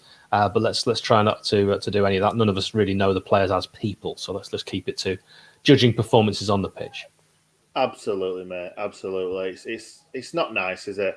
Especially the horrible comments that they get. It's not criticism, is it? It's not criticism. Just being horrible. Just being vile. Hudson-Odoi on the right-hand side gets a good ball in, and that's Pulisic who gets his bonce on it. And I think maybe just took a little nick off one of our boys as well. Jags getting his head there. Jags has been everywhere. Yeah, it's been unbelievable today. It's just a real shame that the goal came from where it came from. I think, it's been given as a That's a goal. Well, that's a goal kick, isn't it? He's given a goal kick. Oh right, sorry, I missed everything you said there because I was reading a comment from David, which was very nice. No, so it's only because I saw the referee on the instant replay just point to the ground. Yeah, it's been very one-sided since the first 4 seconds of this game, when the Blades were really dominant. That first few seconds, we were all over them and I had a really good effort. But since then, it's been heavily in the favour of Chelsea. Let's see, though. Let's see. It's still 1-0. Anything can happen with 1-0. But I do think if a second goal comes in from Chelsea, I can't see us coming back from it. No, I agree with that. The next goal is absolutely key. Jayden Bogle, again, foxing himself, overdoing the skill a little bit, but I don't dislike that. Maybe it's not the right game or the right time for skill. Wonderful play from Ben Osborne. He read that so well. This lad should be playing week in, week out. We've been saying that. Let's get that ball into the box. Let's do something with it. And it's a lot of backwards football at the moment, Nick. I know, and there's literally 1 minute left. I know the players don't know this, but it needs to go in the box. Oh, it's a real waste. It's a real waste from John Lundstrom. What was he thinking? This isn't Pro Evo 07 where you can pass through a player. You cannot do that. You shall not pass through a player. No, Fleck should have either given it to Osborne or put it in the box. But he's got it he's got it on the wing again. He's brought it inside to Norwood. What are they going to do here? Did see from distance? Straight at Kepa. It's the second effort that we've had in this game, and it's exactly the same as the first. And it's speculative, I think, is the best way of putting it. And by the way, Jordan, I do love skill. I absolutely adore skill. I was just saying that maybe when Bogle's got sort of 3 Chelsea players around him, it's possibly not the time to try the tricks and stuff. I think that the simple pass would probably be the way to go. But I love players who try tricks and skill. Absolutely love it. And it's the only thing in football I'm actually good at. Are you actually good at it? I'm really good at it. Because you can learn tricks, can't you? So I was just used to practice because I haven't got a brother or anything. I just practiced tricks when I was a kid. So I can still do quite a lot of intricate tricks. Right, okay. Have you got a ball around you anywhere? Nope. I'm not doing one now. It'd be almost impossible. I'll do a little video for you. There is a video of me doing some tricks actually on my work account, which I might try and dig up. Oh, I think you definitely should. Definitely. And I did the toilet roll challenge as well. You remember when lockdown started? Yeah, I remember that. It looks like Ender Stevens is having an argument with what's his name? Heke. Heke. We call him Heke. Big Heke. Oh, look, Michael Brown. Michael Brown for a change is on TV. Like he's the only one that's kind of benefited from our season this season, hasn't he, Michael Brown? Well, because I think you'd look at this and you'd say, as the BBC, you've got to get a representative from Chelsea, so they've got Ashley Cole, a representative for the Blades, they've got Michael Brown, and then the man who you just say good morning, and he's already got everyone in stitches, Mika Richards. I love him. But I will never have a go at someone who is genuinely always happy. That's lovely. No, I completely agree. Completely agree. I'll tell you another thing that's great. If you ever meet someone who's actually, I'm going to stop myself. I'm self-editing. All right. As I've got older, I've learned to self-edit. I was going to say something that I think I would have regretted later. So I'm just going to draw a line on that. Do you know what I do? I self-edit, but then I say it anyway. So I'm just about to say something that I regret, and I'm like, oh, I better not say that. What I was going to say was this. And it's like, why have you just done that? Yeah, don't do that. It's like when you say to yourself, whatever you do, don't say this, don't say this, don't say this. And then you sit opposite the person, you literally bring up the thing you weren't going to mention. Yeah, exactly. Well, there we go. Halftime starts. What do you make of them, Hal? I make of 2 shots on target for the Blades an absolute joke. I mean, we have had 2 shots on target. They were both, as I said at the time, really speculative, long-range efforts. They're not going to beat a keeper of Premier League standard. But it's worth having them, but we haven't created any chances where you and I would have said, we're going to score here. No, definitely not. And look at that pass success rate as well. It's really poor. And It's the been Chelsea one is so high because we've not really we've kind of tried to chase them down and stuff, especially first kind of 5-10 minutes. But since then, we've just let them have the ball, and I don't mind that in certain areas. But I don't know. I just want to see more from us. I want to see more attacking. Well, that's exactly what I was about to say. It's felt like this has been some of our worst passing of the entire season. And we normally, I say normally, this season we haven't been great. No, definitely not. It's just like you just said. It's just funny looking at those shots and shots on target. The difference between the two clubs, and then the possession. Shocking, 29%. Yeah. I mean, we've committed a lot of fouls. There's a sort of a shorthand default that I use when I'm talking to my nephews about football, and it's if you have missed the whole first half and you don't know who's been on top, you can look at shots, you can look at possession, but if you were to just look at one stat, look at fouls. Whoever's committed more fouls has been the worst team. Yeah. It is almost 9 times out of 10, maybe more than that, correct. So that tells you a lot there. Kissel asking us, what are our opinions on Kanye West? Can I just say that when I was first on a radio station, when I was at university, my university radio station show that I was on was the first in England to play Through the Wire from Kanye West, which is the original version when, of course, his wire jaw was still in place. He re-recorded it later after he'd had the successful surgery following his car crash. But that is quite a fun fact. So I'm a huge Kanye West fan, and I'll go one further and say not the three best Kanye West albums, but the 3 best albums if you're into hip hop. Ready to Die, Notorious B.I.G., Nas, Illmatic, and then I would say Only Built for Cuban Links by Raekwon the Chef. Those are your 3. Take them with you. Go and have a fantastic Sunday after this game. So you talked all about Kanye West, and then you didn't mention College Dropout. Well, I think that's a brilliant album, and possibly I like Late Registration's my favourite, but actually Heartbreaks and 808s I've got a lot of time for as well. I don't like any of his new stuff, but I love his old stuff. I don't know. I don't think we've ever spoken about music before, have we, on this channel? No, I've never spoken to you about music. I don't know if you like hip hop, but that's the only music I actually listen to. I do. Okay. I do. Yeah, but I don't like the older stuff. And obviously, I don't like the older stuff. What are you talking about? Hip hop's still so new. You were talking about the stuff that you were talking about just then, like Biggie. You don't like Biggie? I don't like Biggie. We might be about to fall out. I like Tupac. Well, I'm Biggie over Tupac all day. Disgusting. I mean, mate, we've missed one. That Jags header. That was a shot on target, wasn't it? And that was a really good chance. Was it on target? Kepa caught it. Yeah. Well, you've successfully, thanks to the BBC, steered us off falling out over the massive. That's one of the main reasons why I did it, to be honest. We were about to have a whole East-West beef kick off here, but I'm all about Biggie, Big L, Big Pun. Those are kind of my favourite deceased rappers that start with Big. Well, the fact that I think only 1 or 2 people have commented on what we were talking about, I think that shows. Yeah, I think that says it all. So pop in the comments, Biggie or Tupac. Just write Biggie if you're a Biggie fan, Pac if you're a Tupac fan. Fun fact about Tupac, his real name is Tupac Shakur. It's not a stage name, which I like. And he was born in prison.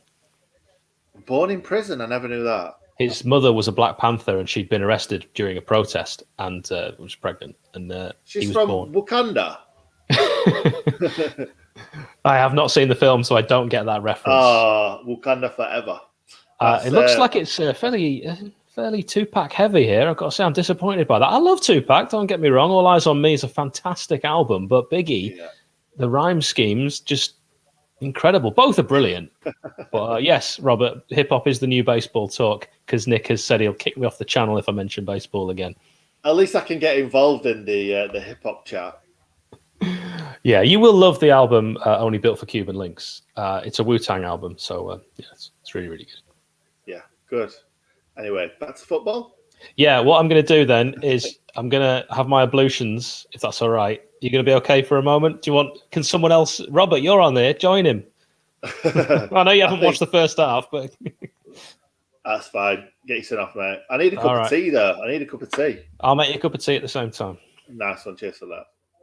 So I don't even know what to talk about now. We've been talking about hip hop. What's everyone else thought of the first half? Then let us know. Yeah, please. Oh, tea. Thank you. I've just been saying that on stream. I just says I wanted a cup of tea. Magic. Yeah, what's everyone think? Oh, it's all Tupac and Biggie in the chat. I don't really know what. Oh, no, that's gone. This is the problem. When comments come in, you go to click on one and then another one comes in. Right, okay.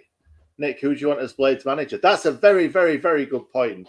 And I forgot the ex-Fulham guy's name that's been going about on Twitter today. But I think he would be a very, very good appointment. But we've said it before, managers that get us who've had promotions on the CV aren't necessarily going to come to Bramall Lane and just it's not necessarily just going to work straight away. And I think that's the problem with us bringing in a new manager. It's not necessarily going to work straight away. We've had so many managers in the past, and it barely ever works straight away like that. I think Chris Wilder, but only because we had such a better team than anybody else in League One, why it kind of hit a little bit of a bump right at the start, but then after that, it was just a train that just kept going. Jokanovic, that's it, Phil. Thanks for that, mate. Who's everyone else won? Kissel saying Slaven Bilic. Eddie Howe's in there. Cooper seems a long-term bet. That's a good shout, but at the same time, what does everybody else think about what been going around on Twitter today that Chris Wilder said Cooper for the job? I can't imagine the board having them. The board and Chris Wilder have been constantly at each other's throats. I can't imagine him going to Chris Wilder just before he's leaving the club and say, "Oh, by the way, who do you want for the manager?" It's not going to happen. I don't know where it came from, but I'm positive that that never happened. It was never asked. Jokanovic or Howe? Yeah, a lot of people saying Eddie Howe. Alex Ferguson, that's a great shout. Can we get? He's not managing anyone at the moment, is he? Could you imagine Alex Ferguson coming out of retirement to take us back up to the Premier League? No. Obviously, never going to happen. Yeah, Chris Eads, Swansea manager Cooper is in the pipeline as Wilder recommended him for. I can't see it, Chris. I honestly can't see Chris Wilder saying to the board, "Go and get him." I can't see it. I just can't. Duncan Ferguson, he actually did really well for Everton, didn't he? But it would be a massive, massive ask for somebody that's never managed a club, never had a permanent job, to come in and be the manager of a team that really needs to hit the ground running next season. Because can you imagine how toxic it's going to be next season if we start with a really, really bad run of form? Darren Ferguson, not a fan of that. I'm going to be honest, not a fan. Pep Guardiola, I don't think he's a good enough manager to take us up, to be perfectly honest. Warnock, I don't know.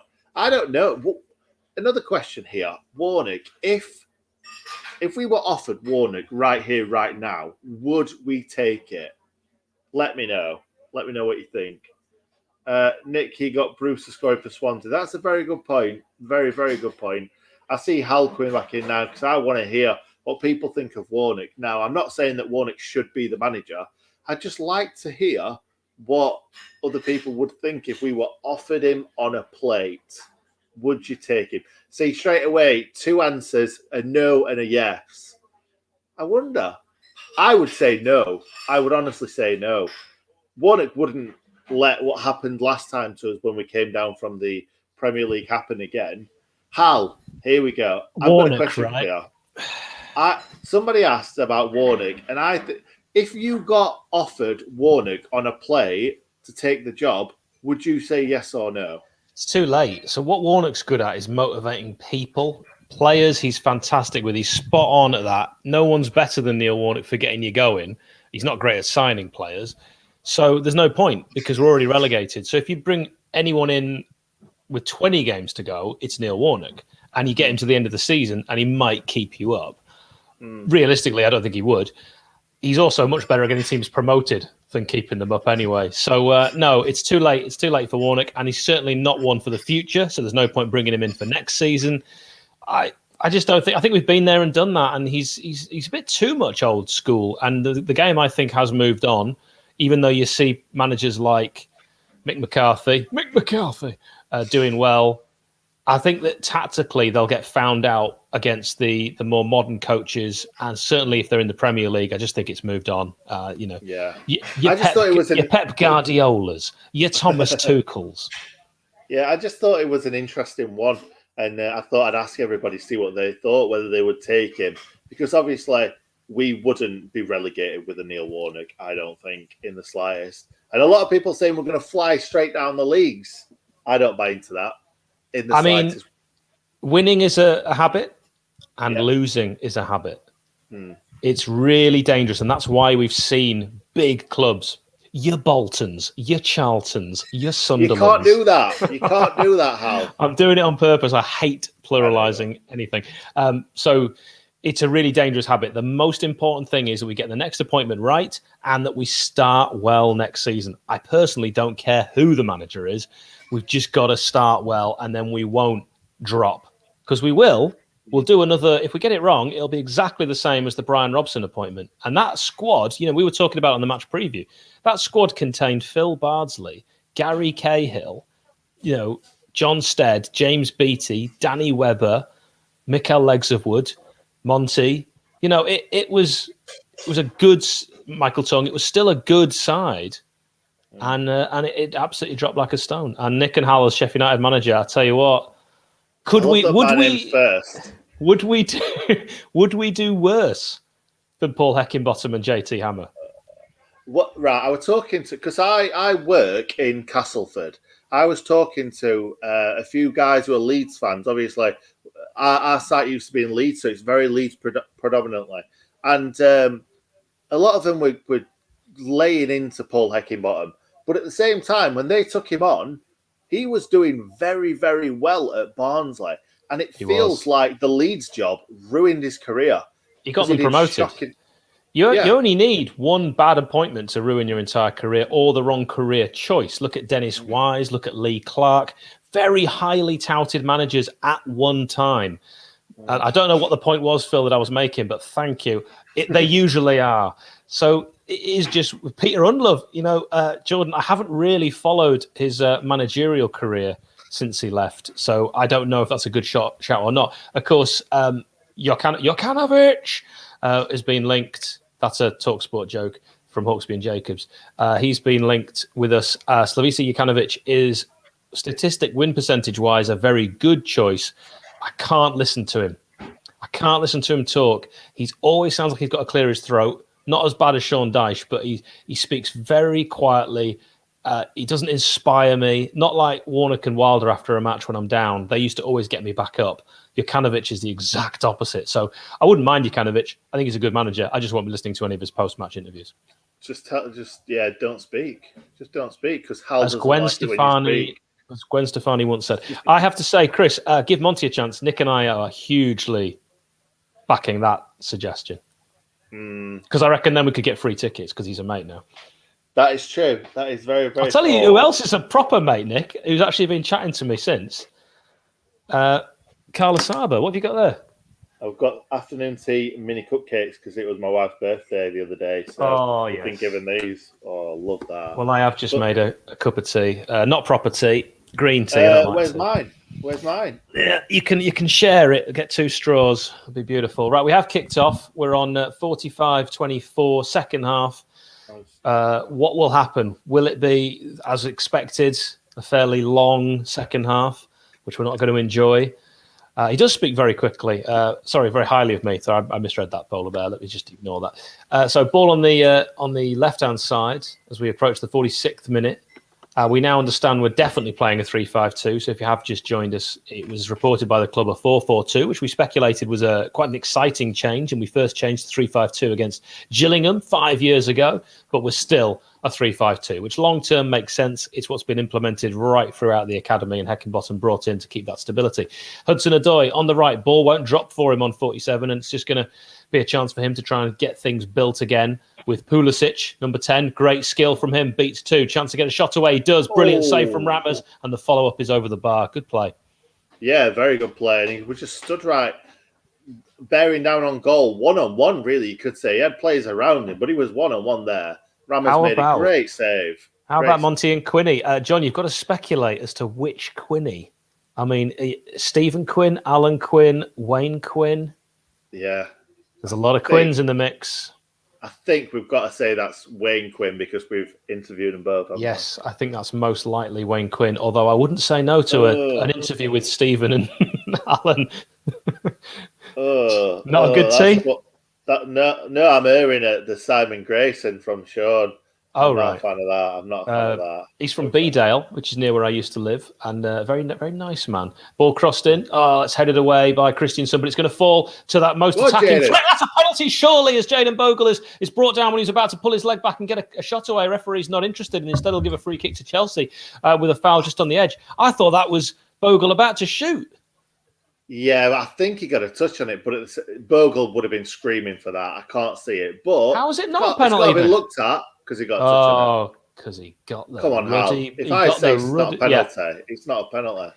In fairness, if you're watching these for the first time, Nick spots things before they happen. I spot them 6 or 7 days later. It's the reason we did them together.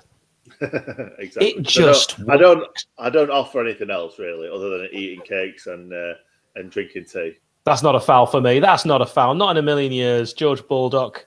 Well, I'll tell you what, Nick. Was it a foul? You tell me, because I've obviously never got a clue. That's a great idea. Ask me a question when I'm just putting a bun All right, in my mouth. You take your time on that one. Yeah, it probably was a foul. Yeah, it probably was. Okay. I sometimes wonder if Tuchel is too structured. They keep winning, but there isn't a lot of free-roaming creativity. Luke Williamson making good points. Please change your badge when you come on these streams. I would say if you're winning, I think the style of play, the manner, it doesn't really matter. I know we'd love to see winning and being exciting, but the way that it's all about money now, isn't it? And it's a shame because football sort of died for me, football died in 2004, the way that I used to really love it. But now it's just all about results, and they'll get them with Tuchel. 2004? Yeah, think about it then. Right. Ball played in, and it's wide. Yeah, I mean, I didn't dislike it actually after.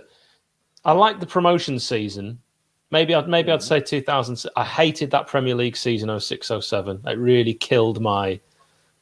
I think fairness, and the thought that things could actually even themselves out over a season. It completely died after that season. A bit of me died as well. It's just the fact that lots and lots of West Ham fans laugh about it, and it's like it should be embarrassing to them. It should be cheating. Is not something to be proud of. And I think that the whole season, I don't really want to go back into it too much detail, but like so many games that were ridiculous, West Ham at Blackburn scoring a goal that didn't go over the line. Our game away at West Ham when we scored 4 perfectly good goals and all of them were disallowed and no one even questioned. Little things, it was too much that season. Too many games just hurt me. And absolutely. Oh, and this is kind of through. Is he away? He could be away. He's turning inside. Go on, Didzy. Oh. He tried to turn his man, and I think that the cross was possibly on there, and it's good play from Ben Osborne. Even when a ball's fired at him, he uses his chest to good effect. He's just a quick thinker, Ben Osborne. Yeah. Really, really tidy play. Yeah, he is, absolutely. And we're looking more attacking here. We've got the ball a little bit more in this half than we did in the last half. Well, we started this one like we started the first half. In fairness, we just need to keep it up for a little bit longer. We clearly can play better against Chelsea. It's all about belief. Now, is Dizzy going to try another speculative? Instead, he tries to take on 2 men. Lundstrom will win it back. And Ben Osborne finds himself in so much space. He's everywhere today. Ender Stevens needs a good cross. It's not bad. No, definitely not. Flicks header on, and it's going to be cleared. It was just a case of where's that ball going to land? And it landed right at the boot of a Chelsea player. And that's been the story of the season. Yeah, it has done. And that's a brilliant through ball by Lundstrom, isn't it? God, he winds me up sometimes. Just a big boot. Why did he do that? It's weird, isn't it? It's weird. Yeah. There wasn't any need for that whatsoever. Adam Blade pointing out that I fell out of love of football in 2004. That was the year we graduated. It was the year we graduated from university. I went to every game in my 3rd year, the most important year. I went to every game home and away, and that last game at Preston, I was like, I've had enough of this. It just cost me a fortune. We didn't even make I was about to swear then. We didn't even make the playoffs. Didn't even make the chuffing playoffs. Chuffing playoffs. That was a season that really was a kick in the groin. That was a repeat kick in the groin. And then the Premier League season, which I thought should have been enjoyed, was like, not having enough groin kicking? Here's another one. Do you know the Preston game that you were talking about? I went to that game as well. Yeah, we've been at millions of games. Harvey Gilmore's a good player, says Alex. He is not half bad. There's probably someone in this stream related to Harvey Gilmore. 52 minutes, Chelsea coming forward. It's 1-0 to the home side. They'll play the ball out to Hudson-Odoi in the penalty area. Nice skill, gets a shot away on his left, his weaker left, and that was high, wide, and not very handsome. I hate to say it, we were talking about it earlier on about Hudson-Odoi, weren't we? That he'd not set the world alight, which I think a lot of Chelsea fans thought he was going to. He's not been too great in this game, but... Don't say it. Say it at full time, mate. I said I touched wood. It's fine. All right. Don't worry about it. Wood has been touched. Okay, good. Good to know. Ice says, how likely do you rate Sheffield's chances of promotion after next season? Again, Nick, have you been following any of Sheffield FC's movements, any of their transfers? No. Whereabouts are they in the league? Is it? I don't think their season has actually carried on with the pandemic. So I haven't got a clue, Ice. I'm sorry about that. You definitely want the Sheffield FC way for that question, and hopefully they'll be able to answer that one for you. Yeah, definitely. They've got a new ground as well, haven't they? Do training facilities, I think. Yeah, probably better than ours. It probably is, yeah. Their Prince has got more money. They've got £1 million for a pitch, haven't they? They have, yeah. Yeah. Oh, dear. Right, really spare change. It's a bit of interesting play there. It was one of those where whoever's going to get that touch, it's going to go out for a throw, and Bogle just did very well there to let Chelsea force it out. I do like Jayden Bogle. He's been the signing of the season for me. It's taken a while for him to get into the first team, but when he has he's never really let us down and looked like an attacking threat, and that's why I was excited about the potential of him playing right midfield. But we haven't seen it. We're still playing 3-5-2, and since I've praised him, he's given the ball away twice. Yeah. Stop praising people. Will do. That Gilmore's a good player, isn't he? Ball played through, overcooked. Yes! Was that him who did it as well? It was. Good. Right, from now on, that's what you do. If only I was on the Chelsea way. Yeah, exactly. I could ruin their whole season. Right, I'll let you go on the Chelsea way now. You get yourself Tough tackle. Yeah. Sheffield FC are actually going down. Is that right, Arjun? I mean, like I say, when Sheffield DC not playing, that's of course just next to Washington. Thank you, Rob, for that comment. I'm confused. Yeah, Hallam FC all the way. Okay, well, I think if any team, I should support Hallam. Really. I can say one thing. I used to play for Sheffield FC. Did you? I did. Centre back. Yeah, centre back. Played a few games. Had one shocker of a game. Never got back in the side. That was it. And if you were to compare yourself as a centre-back to any Sheffield United centre-back, are you more of the Harry Maguire or the Gary Cahill? Harry Maguire, 100%. Like to get the ball down. Played centre mid most of my career. I'm saying it like I was an actual footballer. But so I obviously like Chris Basham. Maybe a Chris Basham. All right. So you can play a bit. Can play a bit, mate. Can play a bit. Played centre mid for a reason. Scored a few goals. So, yeah, there you go. Played at the old coaching horses quite a few times.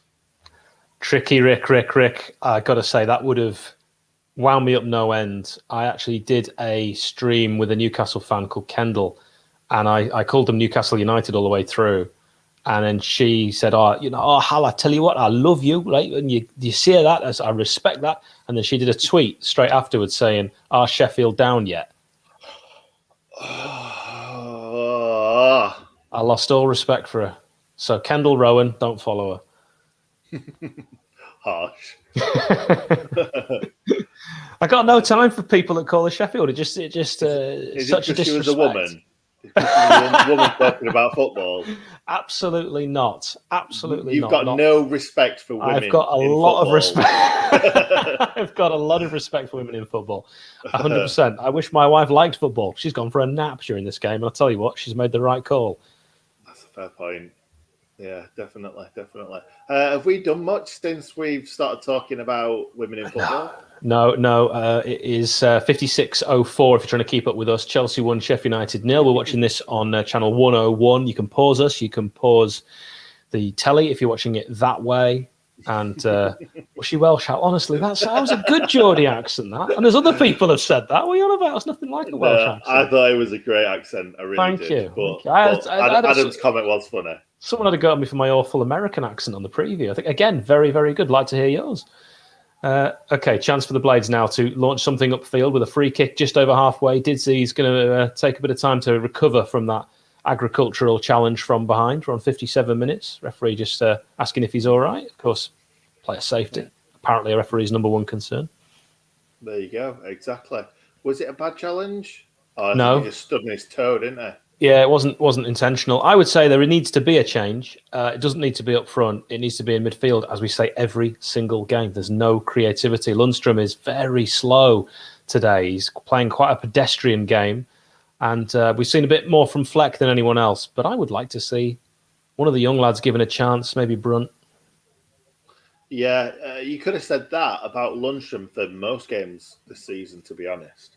But what we could say is Didsy could be dropped backwards. Yeah. And we could bring a striker on. As I said in the first half, absolutely. I would love to see that. Here is Lundstrom. Prove me wrong, son. It's poor pass from Bogle. Not Lundstrom's fault at all. Jaden Bogle there with the 1-2, but unfortunately not finding his strike partner. John says Chris Kamara for manager. Now, I actually interviewed Kanye a few days ago. You can hear the podcast now. And he said he's never going to get back into management. Nah, he's been out of it too long, hasn't he? I did ask him. Easy. His job's too easy as well, isn't it? He loves his job. He was interesting. He told me this. He was offered a job with Amazon Prime, and he turned it down because he feels so loyal to Sky. And they said that others have gone, as you've seen, from Sky to Amazon. But he asked his boss, and his boss said, look, Amazon Prime are the biggest threat to Sky Sports currently. Don't go. Wow. So he didn't. Fair enough. Biggest threat. That's a big statement to make. I thought BT would have been their biggest rival. He's seeing Amazon as the future because I think streaming is just so big with the young folk. Free kick on the right-hand side on 58:30. It's going to go all the way over everyone's heads. And Osborne, oh dear, Ozzy. Take the ball with you, son. He tried to skin Hudson-Odoi, but foxed himself. Knocked it left and went right. He did, really, didn't he? It was like a Frank Spencer sketch or something like that. Yeah. Chris, talking about Cammy, do it on Emmerdale. He did it in Murder and Successful as well, which you can hear on the podcast that I did with him. I've put a link on my own Twitter at JNC Pod. Playing some all right stuff down this left-hand side. Oh, that was McBurney goes down in installments, and a chance here for the Blades. Get a shot away, surely. Bottled it. And he bottled it. Then Stevens. Absolutely Stevens bottled it. Turned his back when a chance for a shot was on, and that's interesting. Pass back. So Ender Stevens bottled the shot in their box, and then we end up nearly scoring an own goal within about 7 seconds. It was a very, very disappointing decision from Ender. And John, by the way, is absolutely right. Cranwell, BT is only in the UK. Amazon is worldwide, and that is why Sky are worried. But Jags here took to chest it down, and he did the right thing in a way that he played it away from goal. It wasn't like if he'd played that on target, that would have been another own goal. Yeah. But at the same time, it just didn't look up, did he? He just didn't look up because he'd have known where Ramsdale was.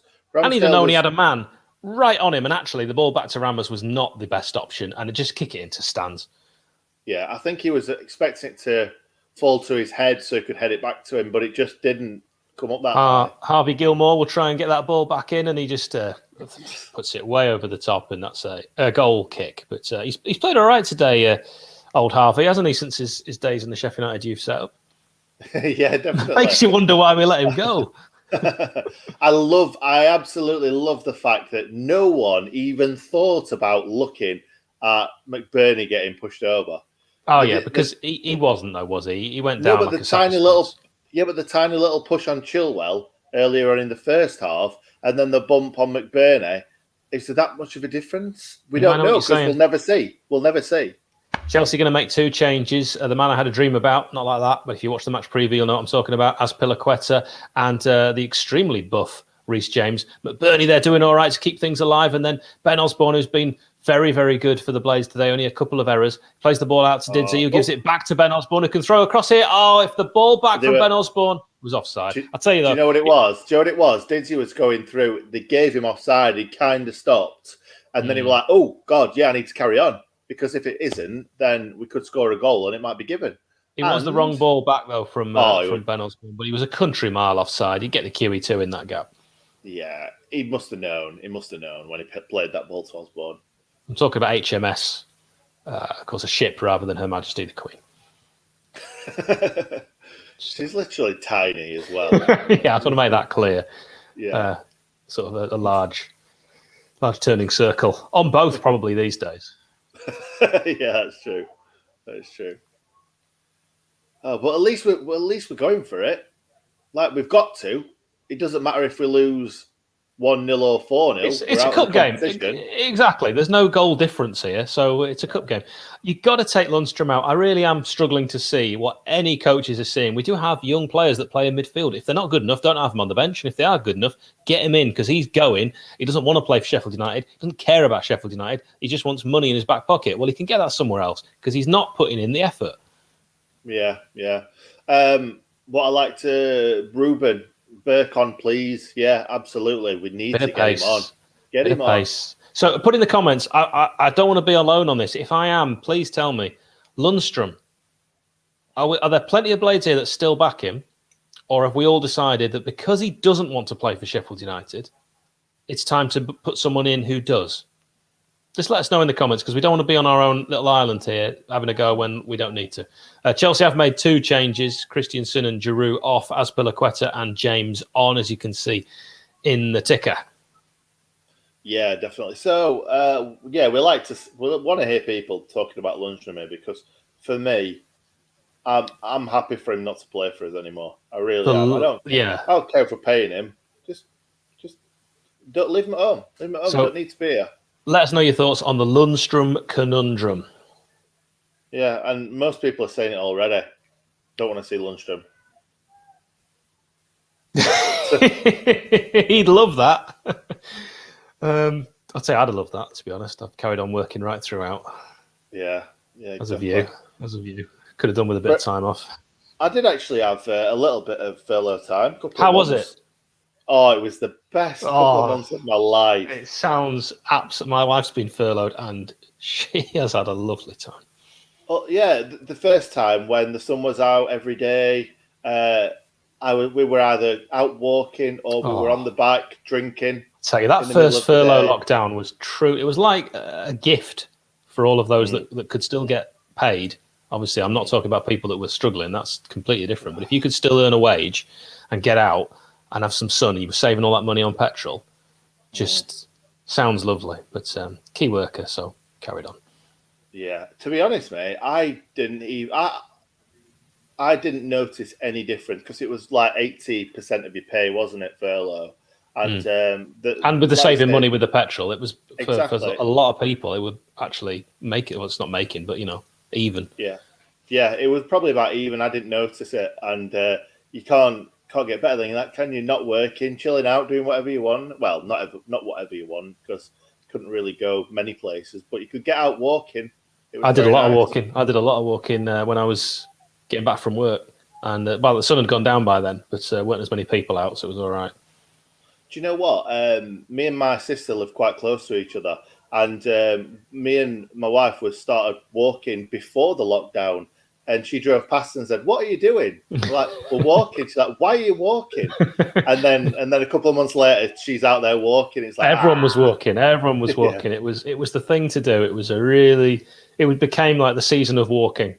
I've felt like walking was for older people, but I've started getting into talcum powder, so I'm definitely getting older. Talcum powder. Tell you, it changed your life. You're well old. No, change your life. No, never. Get out of the shower. The highlight of my day at the moment is talcum powder after a shower. Why do people talc? Well, I'm using this talcum powder, which is quite tingly, and I'm putting it on my bits. And I'll tell you what. Oh no. When tingle time comes, it makes the day.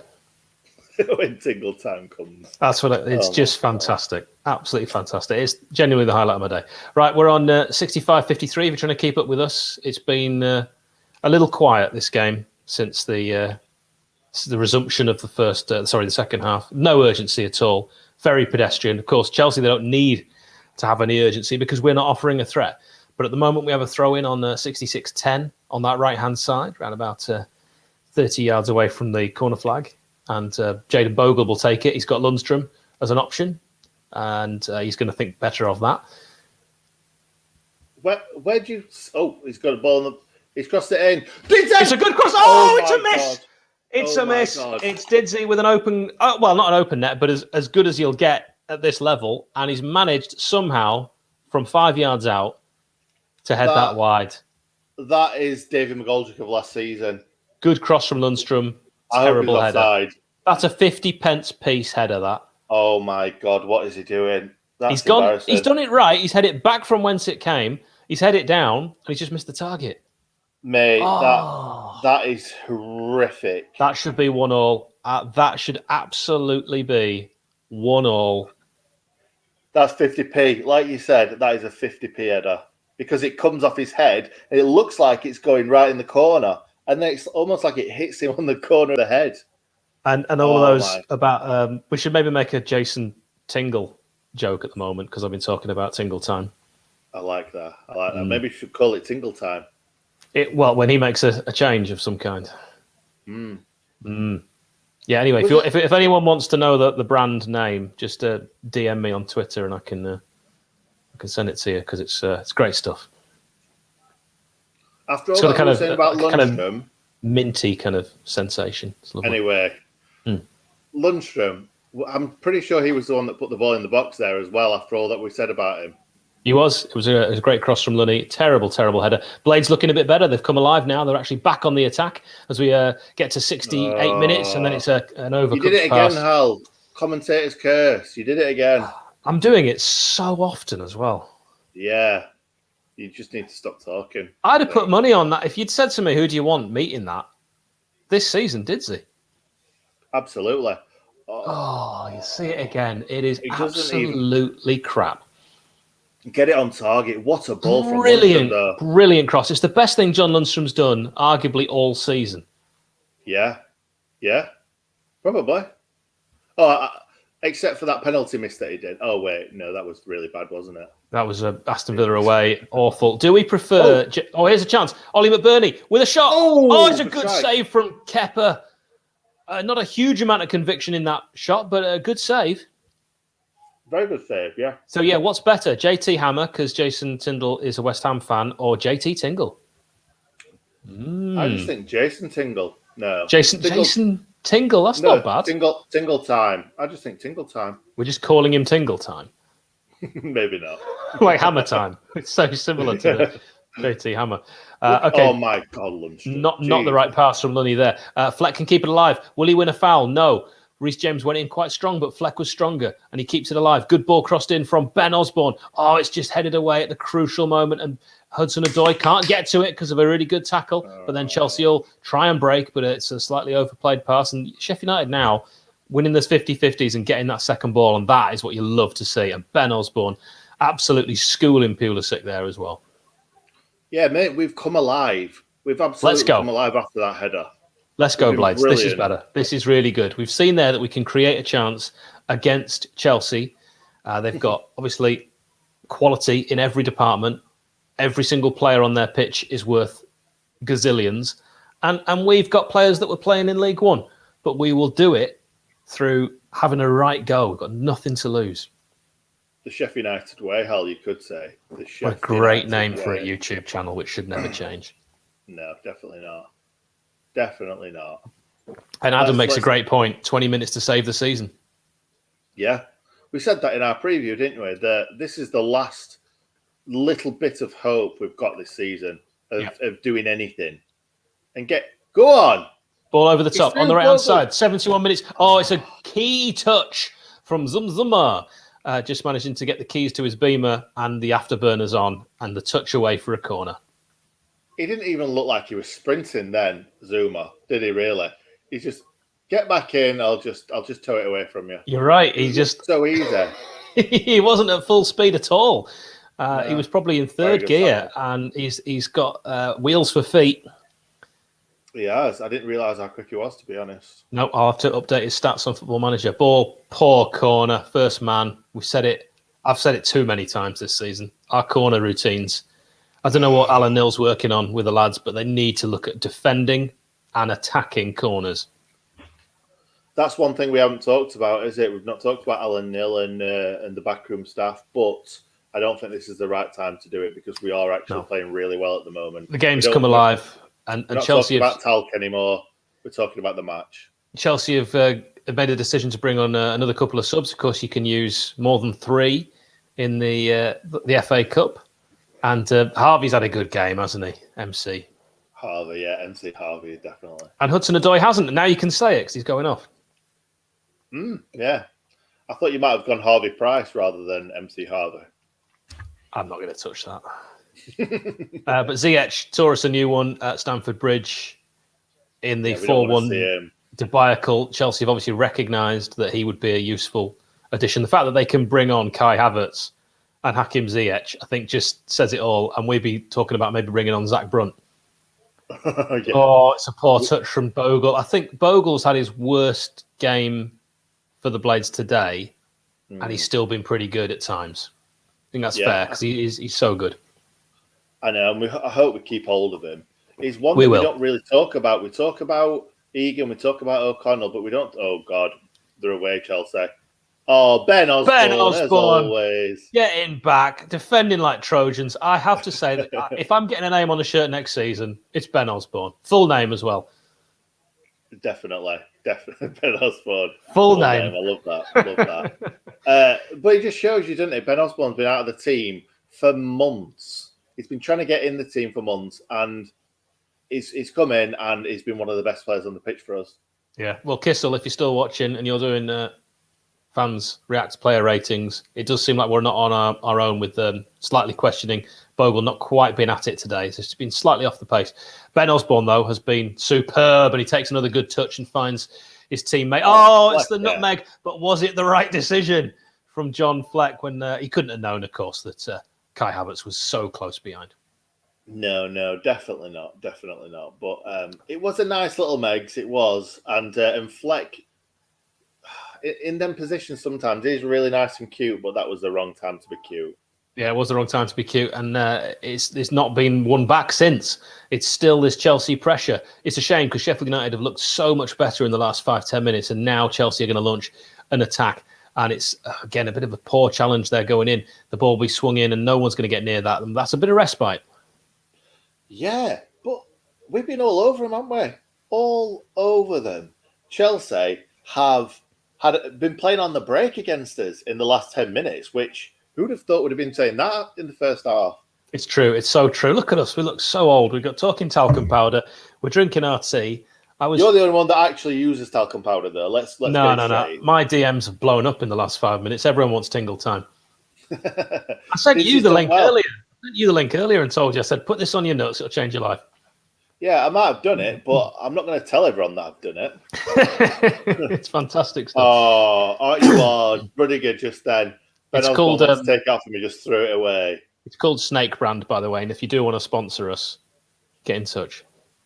Yeah, exactly. Here we go. Ollie Burke, finally. Ollie Burke, Ian Smith, big shout for Ben Trojan Osborne. I like that. Ah, yes.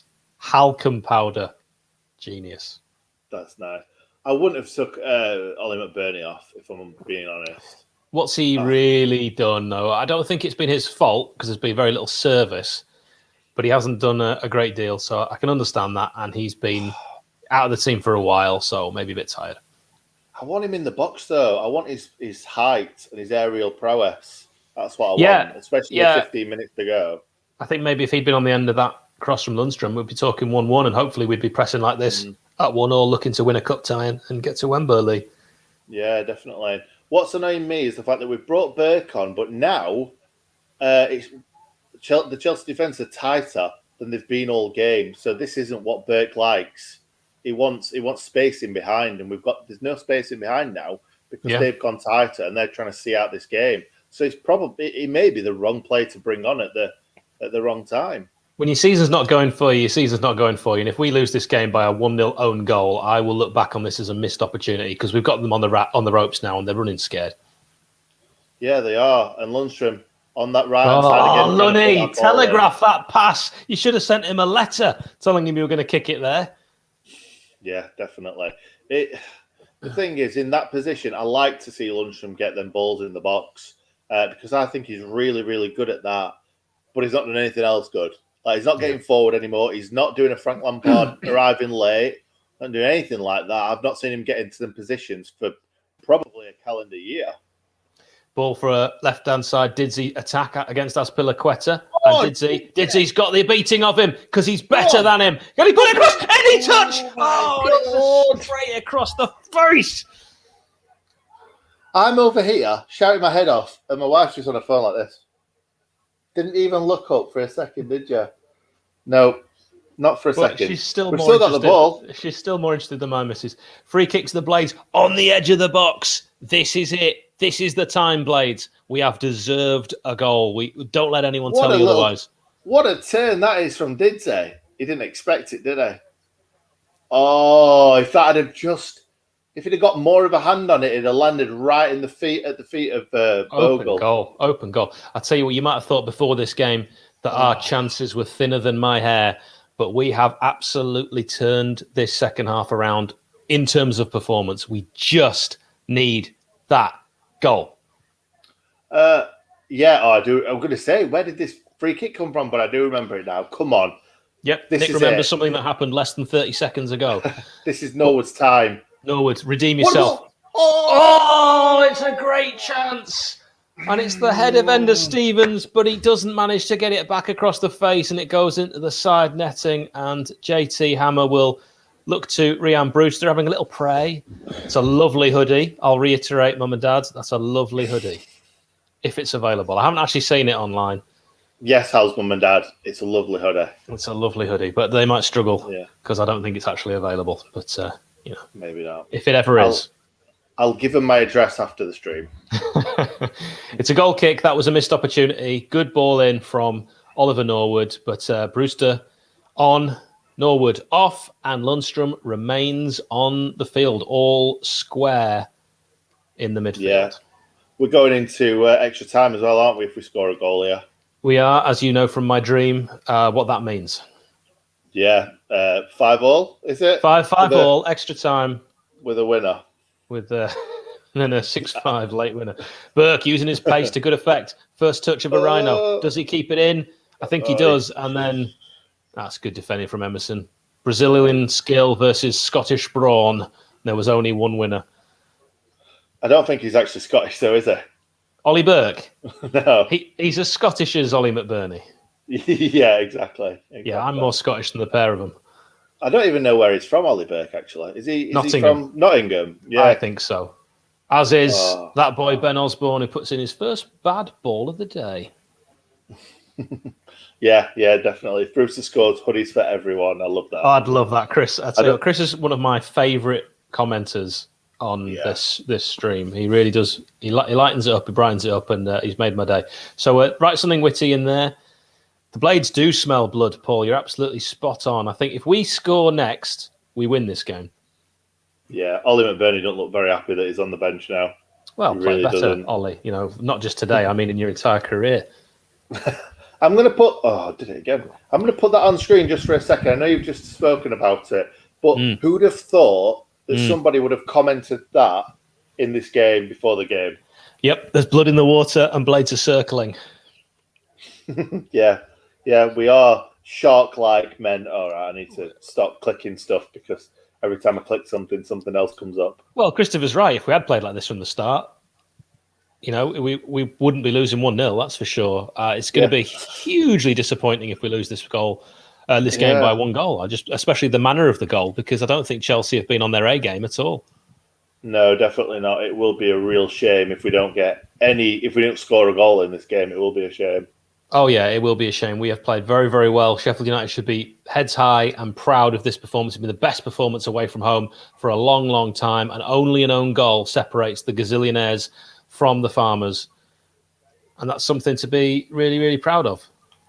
Yeah, it's just a shame that we've left it so late to have a go, have a really good go. I Because sense a goal. I've got a feeling that we get one and we get two and we win this, and we're going to go all the way to Wembley, and fans will be allowed back in, and every fan that's watched this stream should be allowed in to the final.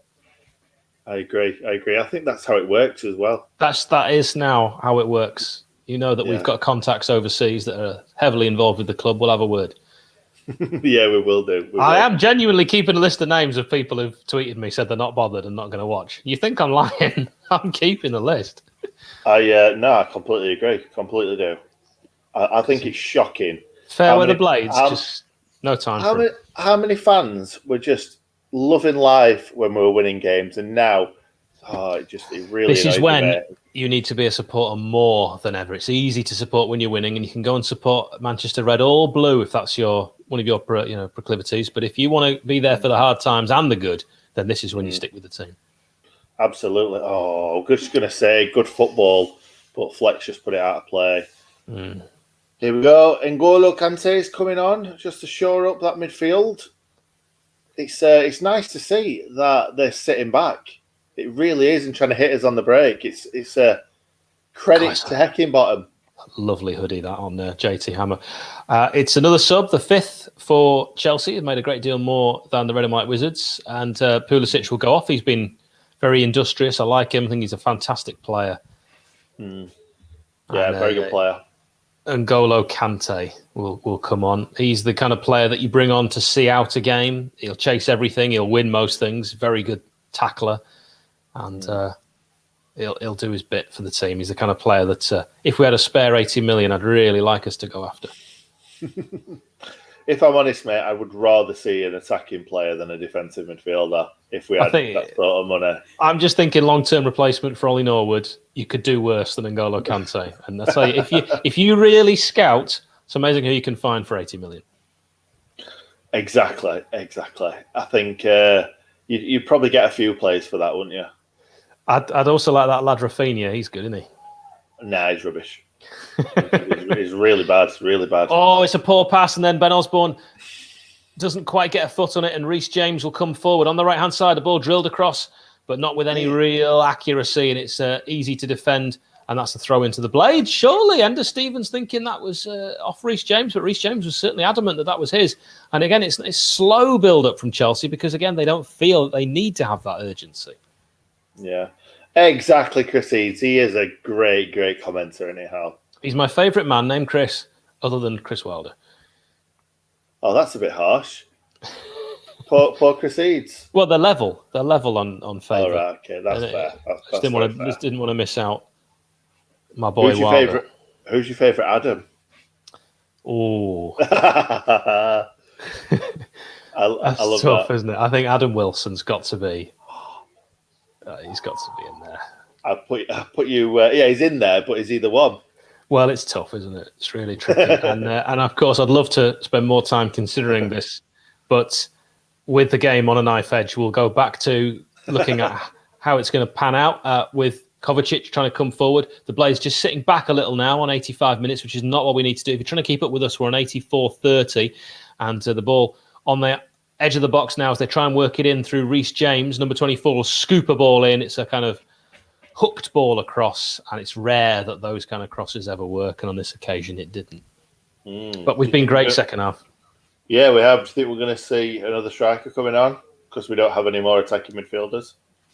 Well, we've got Brunt. Do you think we'll see Brunt? I'd like to see.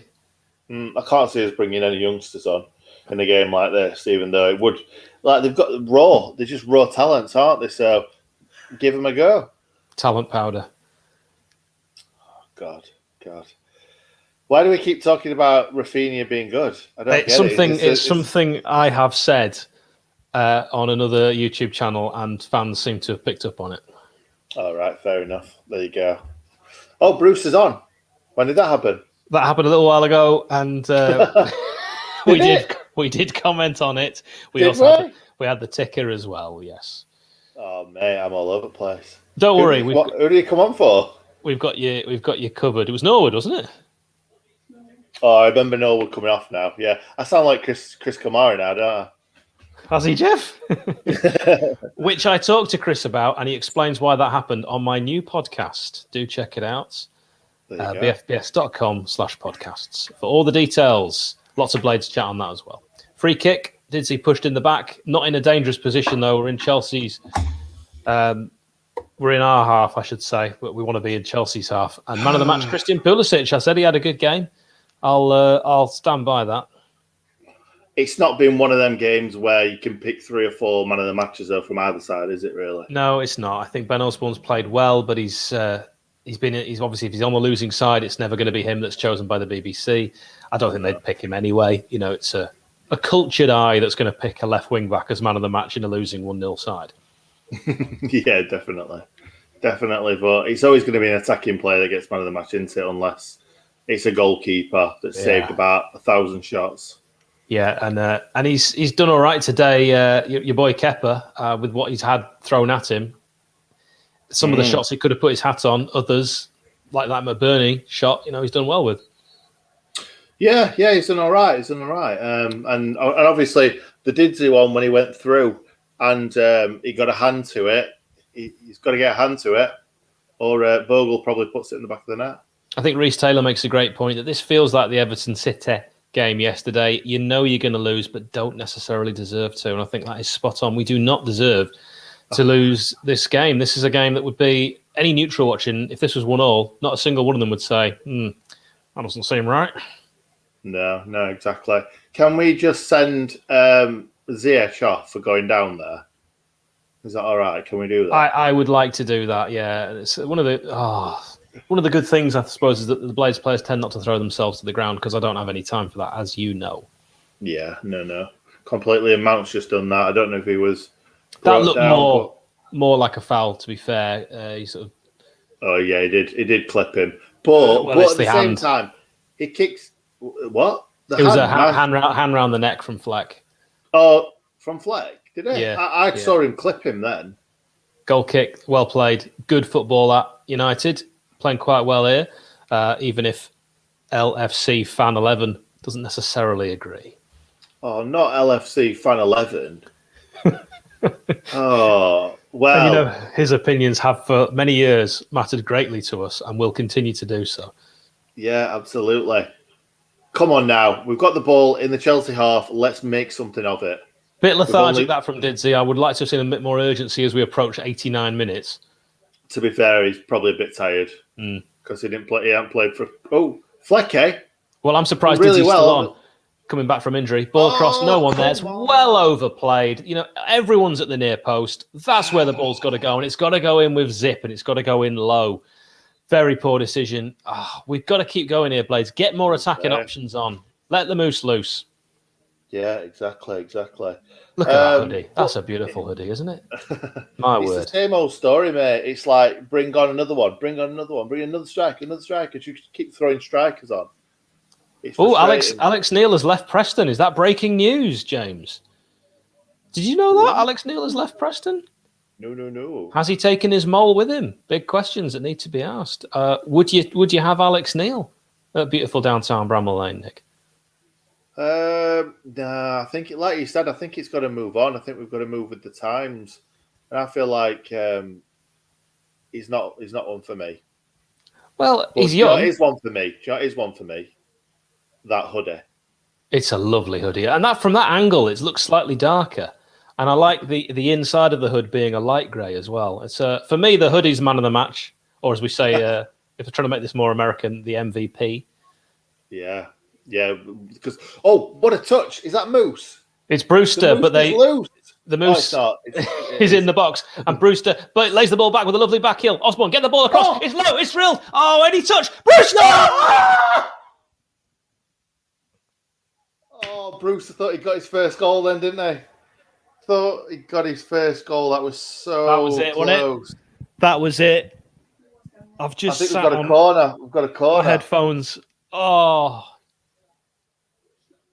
Oh, that was it. Oh, as John McEnroe would say, you cannot be serious.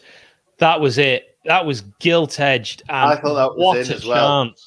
What a chance. Ball comes in from that corner.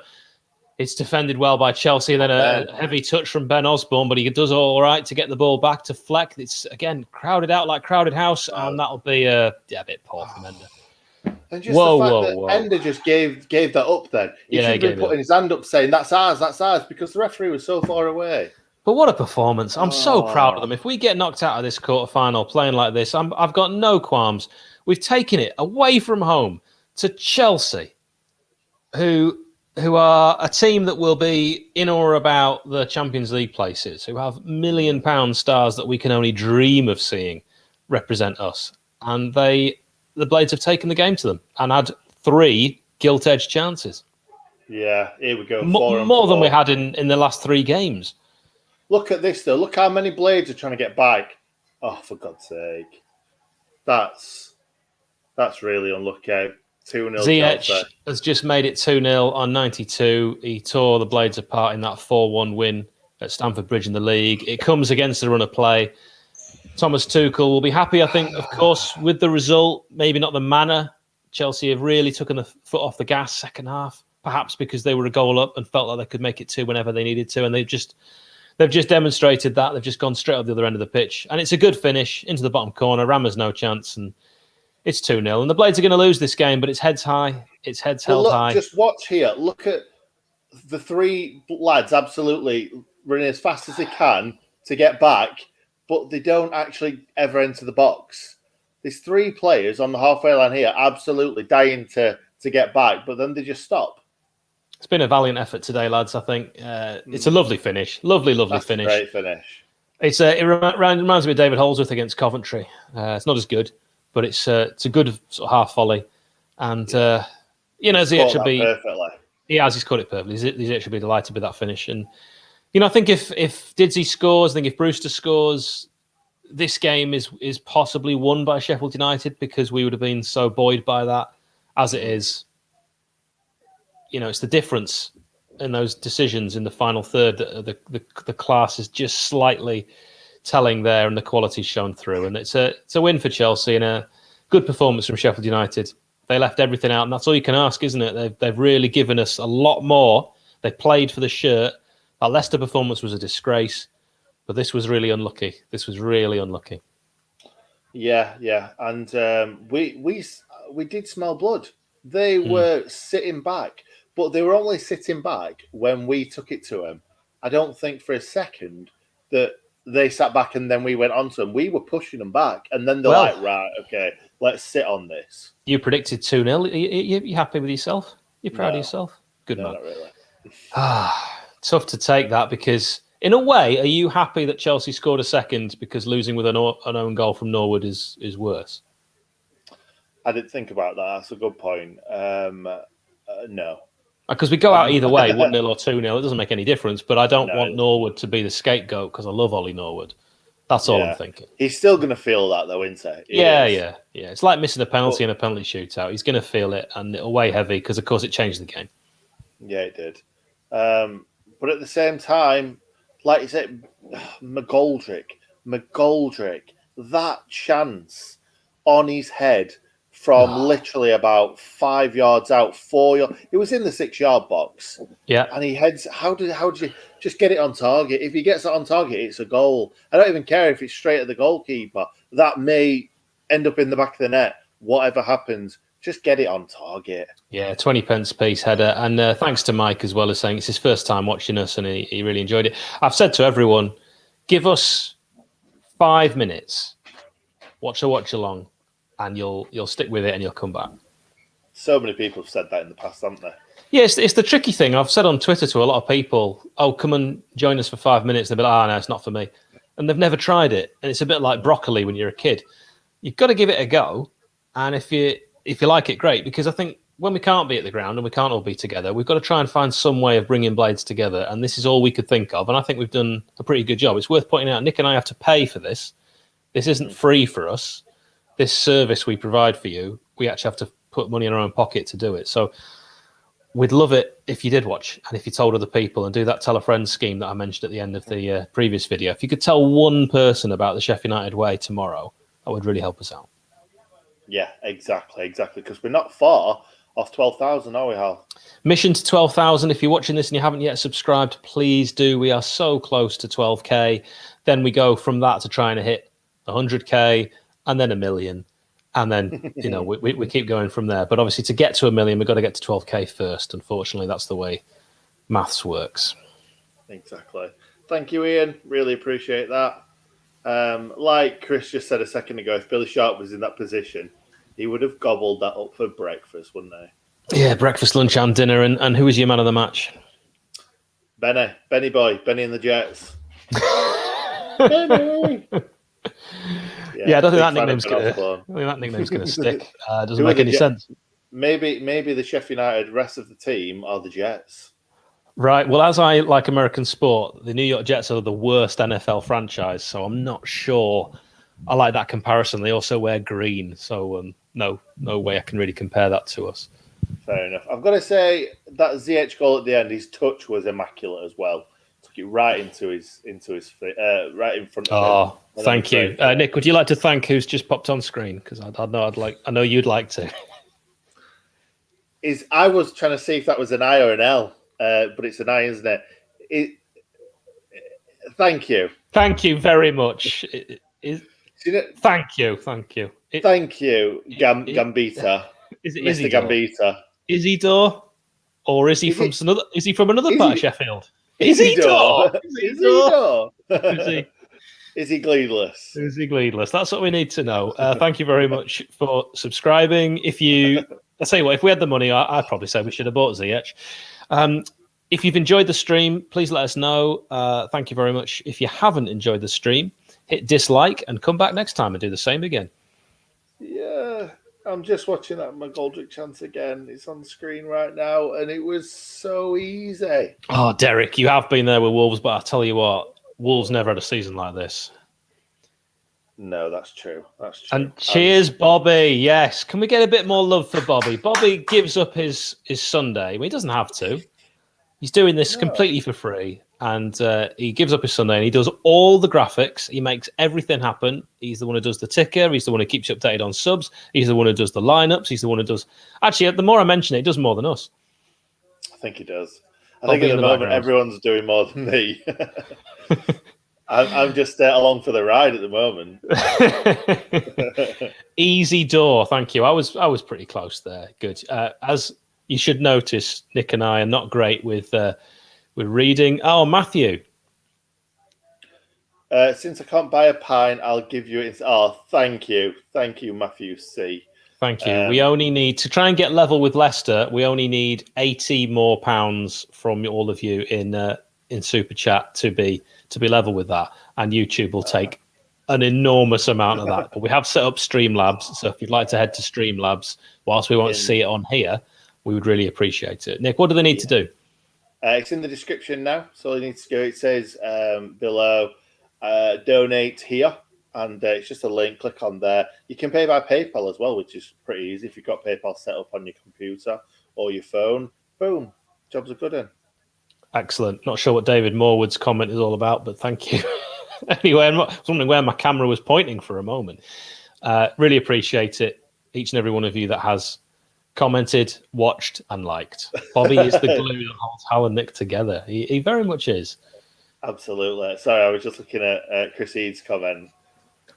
Nick just he just turns up and eats cakes. He's definitely got the best job in the stream. Seeing the own goal again is one that I never want to see again. So in the comments, please, before we go, can you let us know your man of the match and the fact that I think it's officially season over, Nick? Yeah, that's it, isn't it? It's not official yet, is it? Because we're not actually relegated, but it won't be far away. Oh, we've got 11,864 subscribers now, which is very nice to hear. Keep it coming. We're trying to get to that magical 12K, and if we do get to 12K today, we're going to celebrate. So that'll be wonderful. We'd like to do that today. Thank you very much, Emmanuel. That's a name I can read, thanks to a video I watched when I was a teenager. I knew you were going to say something like that. I knew it. Oh dear, we're not going to go into that.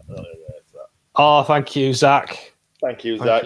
By the way, it is free to subscribe. So if you haven't subscribed already, all you've got to do is have an account and press the subscribe button. David's mentioned that it was a typo from his earlier content. We're trying to keep it clean, David. So do check those typos before you hit return. How old do I sound saying hit return? I bet no one says that now. Hit return. Hit return. It's just off the opposite side of QWERTY. Oh, there's so many subscriptions now, mate. Let me have a look. We need to mention it more often. Why don't we keep saying that? Please do like and subscribe. Ooh. And yes, Chelsea Power says, Nick, could you read that comment out from that? Can we get a full name, please, Nick, on this one? What is it? Thomas, thank you. Tommy, Tomboy, Tomo. Tommy Tickle. So Tommy Tingle has joined us. Get that talcum powder on, mate. Snake brand, if you want to sponsor us. All right, it will change. Stop giving them a name check. It'll change your life. I'll tell you, if enough people start buying Snake brand, they'll think, why have our purchases just shot up? And in Sheffield or wherever Thomas is from, and then they'll come to this, and then we'll say, look, let's get either a lifetime subscription for me of Tingle Time, or they'll sponsor. And if you do have a business and you'd like to sponsor this, I will, for the right fee, mention your company too many times. All the time. We'll do it all the time. I'll do it as well. Nick will do it. We'll put it on the screen. We'll put it everywhere. Yeah, you will get your money's worth. That is absolutely sure. For example, Nick, how many people watch the Leicester Watchalong? 13,000? Yep. 14,000? Said like an Australian. 13,000? Yes. So Tommy Talcum Tickler. Tommy Talcum Tickler. That's a good nickname for him. Yes. Excellent. One thing I've noticed, Nick, is when we started doing these watch-alongs in pre-season, we had a lot of Blades fans with names that we struggled with, and they've all disappeared. Yeah, it's funny that, isn't it? It's odd, isn't it? Very odd. Very strange. Not sure why that's happened at all. Can't put my finger on it, but they did count as views, so it's a shame. Exactly. And possibly subscribers. Have you guys got membership? Dixon, do we have membership? Dixon Cider, you are going to be beside yourself when Nick gives you the answer to this. Nick. Oh, thank you for that, Hal. Really appreciate that. Do we have membership? I can't do it that way. Yeah, Hal, we do have memberships. You can be a member. That's brilliant. Mm-hmm. We haven't finalised exactly what we're going to give members. I like the way that you put it, yeah. Have we even talked about it? We've definitely thought about it. We've definitely thought about it. Here's another question for you. And by the way, if you want to be a member, that's absolutely fantastic. We would love it. We've had a lot of people ask if we would do podcasts. And I mean a lot of people. It's getting to the point where we've had to look into it. Before we go, we are going, I promise, because Bobby needs a pee. But if we had to do podcasts, would that be of interest to you? Would you subscribe to a podcast? Because they do cost money. We can't get them for free. If there's enough interest, we would possibly look at putting our longer form interviews with players and our special fan forums as podcasts. Would you be interested in that? Yes, no in the comments. If it looks overwhelmingly like yes, we will definitely consider it. I'm not going to promise anything, but we have been looking into it and we will revisit it. I just want to know if there's actual appetite for it or if it's just going to be a waste of money. Yeah. We want to know, and we need the numbers, really, don't we, so that we can There's a certain amount of numbers we need to hit to make it financially worthwhile. And we need a sponsor, really, don't we? Yeah. If you own a company, Bobby, you can put the nose on screen as well, because I'm kind of hoping for more nose. There's quite a few yeses there, though, mate. Unfortunately, so yeah. I want to know why Stu Collier thinks no. Yeah, not for me, lad. Right, what's the podcast? It's a no from me. I tell you, I went to Wycombe versus Norwich, the big one. Some tickets were still available, and I remember I just started doing my podcast, which I don't do anymore because not enough people listen to it. Thanks to all of you. And I remember I was in the Norwich end with my friend Jonah. I do go to Sheffield United games, and I said to all these fans at half time, "Oh, I'll do a podcast." I had a little card and I was giving it out to fans, and Jonah was like, "These are Norwich fans, right? They won't know what a podcast is." I was like, "Of course they do. That's a joke. They're not all farmers." First person I gave it to was like, "What's a podcast?" He literally said that to me. Yeah. When was this again? So this would have been, last season? Beginning of the season, League Cup game. It was like 5-3 to Norwich against Wycombe. It was a fantastic game. Blades weren't playing. So whenever I get a chance, free ticket, I always take it. Okay. What? Right. Let me just change your question, Hal. From do you want us to do these podcasts or YouTube podcasts versus Oh, I've just an realised actual what. podcast? Sorry, I've just realised what Dixon's name is, and I've said it on the stream, haven't I? I've done that before. I've done a lot of. Somebody put something quite bad when it comes to race as Right. one of their years and years and years ago. Can I And just point it out, could be a lot worse. Mickey, we don't support Sheffield. We align ourselves to Yeah, Hallam FC, we decided. Yeah, but he's having a laugh. He's He is having a laugh. Well, you have a laugh all you like. Anyway, Nick, you were saying, sorry, I interrupted you, and so did Mickey. No. All I was going to say was instead of us saying, do you want a podcast or not, where do you watch where do you listen to your podcast? Would you rather us just do it on YouTube so you can see the player? Because that's what I like. I like seeing the player, seeing how he looks like these days, whether he looks like Wayne Quinn and looks no day over 20 years old, or if you do want to listen to him in the car when you're driving to work, when you're doing other things and you just want to hear him, it's up to you. Say YouTube or podcast, because that's Spotify what we really want is to know. popular. Lots of people are using Spotify for the podcast these days. Yeah, I listen Spotify to Tufty Club on there, and Four Blades in a Pub, and Blades Pod, which, by the way, yes, I do kick myself pretty much every hour of every day for not doing Blades Pod first, because I really should have done. Oh, I thought you meant go there rather than being on this channel.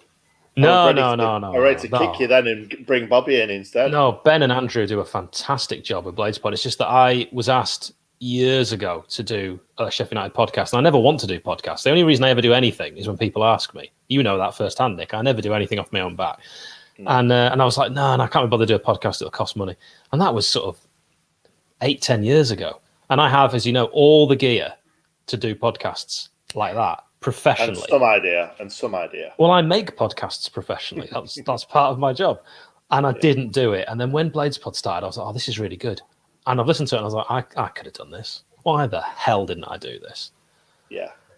They are very good. They're brilliant. So do subscribe, do listen. They do a wonderful job, but I do kick myself most days. Yeah. So we'll quickly have a little look. A few people are saying YouTube still. They enjoy watching them on YouTube. Why is David Baddiel on the Sheffield United way, Hal? That's another one for you. Right, so let's add that to the list. Frank Ribery, David Baddiel, David Guest, Ralph Little. David Guest the best still.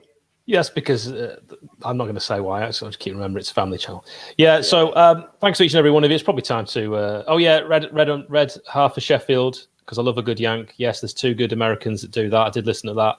Listen to the very first one as well. They don't seem to have supported us in any way, so I'm not going to promote them too much more. No, exactly. But yeah, like you said, Hal, I think we'll leave it there. Thank you very much, everybody, for being here. Again, we've done another one for 2.5 hours, so we really appreciate everyone kind of sticking with us all the way through. They are long, these watch-alongs, but you guys are brilliant. Yeah, Bruno Fernandes, absolutely. Exactly. I've never had that one. I'd be very happy with that. I think Colin Murray's a terrific looking lad. Yeah, he's got a great accent as well. I do like it. Northern Irish. Get down now. A weekly Sheffield United Way podcast. You know how hard it is to pin Nick down for these. Yeah, that's true. And I arrive about 2 minutes before we start most of the time. Yeah, Paul. Who doesn't Hal look like is an easier one by the sounds of it. My TV has gone on. We've done this for so long. My TV has gone on standby. Yeah, well, mine isn't. Mine's on some rubbish Netflix show because of somebody. I'm glad that we're not on it. I'm not even going to say that. I'm self-editing like you, Hal. Doing well. We are maturing and growing. The season's taken its toll on us, and one thing that's come out of it is we started self-editing, and you've got to respect that. Exactly. By the way, before you go, if you could like the stream, and if you haven't subscribed already, please make sure you do so. Even if you support Chelsea, if you support a different team, just click that subscribe button, because that really helps us reach a lot more people. So if you've enjoyed this, click that subscribe button and the like button. We'll be very, very happy with you. So, yeah, so we'll leave it there? Yeah, we'll leave it there. Thank you, everyone. thank you everyone for being here as always. Like I said, like and subscribe before you go. Thank you to Bobby in the background as always. Can we just have cheers, Bobby, in the background before everybody goes? You remind me of a young Jerry Adams. Unbelievable. Wait. Can we get some? Have we got some Bobby in the background? Some respect for Bobby? We need him before we go. We're not going to go before... There's people that have asked me if he really exists. There's a part of me that wants to bring him on screen. That's a good point. That could you imagine if this was a joke the whole time? Well, I used to do this on radio. I didn't have a producer, and I used to pretend I had a guy called Gary behind the glass. I just made him up. He didn't exist, but every time something went wrong, I blamed him, but he didn't exist. Oh, yeah. We don't blame Bobby though for anything, do we? Bobby smashes everything. So none of this blaming Bobby. There we go. We're getting some Bobbies now. Getting some Bobbies in the chat. Bobby, if you do ever want to come on screen briefly, just give us a thumbs up and we'll bring you up on screen so people can see that you do exist. I don't want to do it without your... Yeah, but it might be like, oh, you don't know Gavin Safety. I'm going to say like the fishing trip where you don't... Do you really want to know? I suppose. You really want to know. Bobby remaining a mystery. Thanks, Rich. First watch along. Brilliant. They are brilliant. Tell your friends. Then they'll tell two friends. And well, you know how it works. Yeah. So, but yeah, Bobby, if you do want to be on screen, that's fine. But don't feel like you need to be. Don't let Hal put pressure on you because that's the sort of person he is. Bully Bobby. Don't bully Bobby. Exactly. Right. I think we're going to leave it there. Thank you very much, everybody, for being here. Like I keep saying, like and subscribe. And we will see you for the next... Actually, no. You'll see me in 15 minutes when I'm doing my match reaction. So come back, please. Come back. Listen to me talk about the match again for another 15, 20 minutes. You know you want to. And thanks, Hal. Thanks, Bobby. Thanks, everybody. And, we'll see you very soon.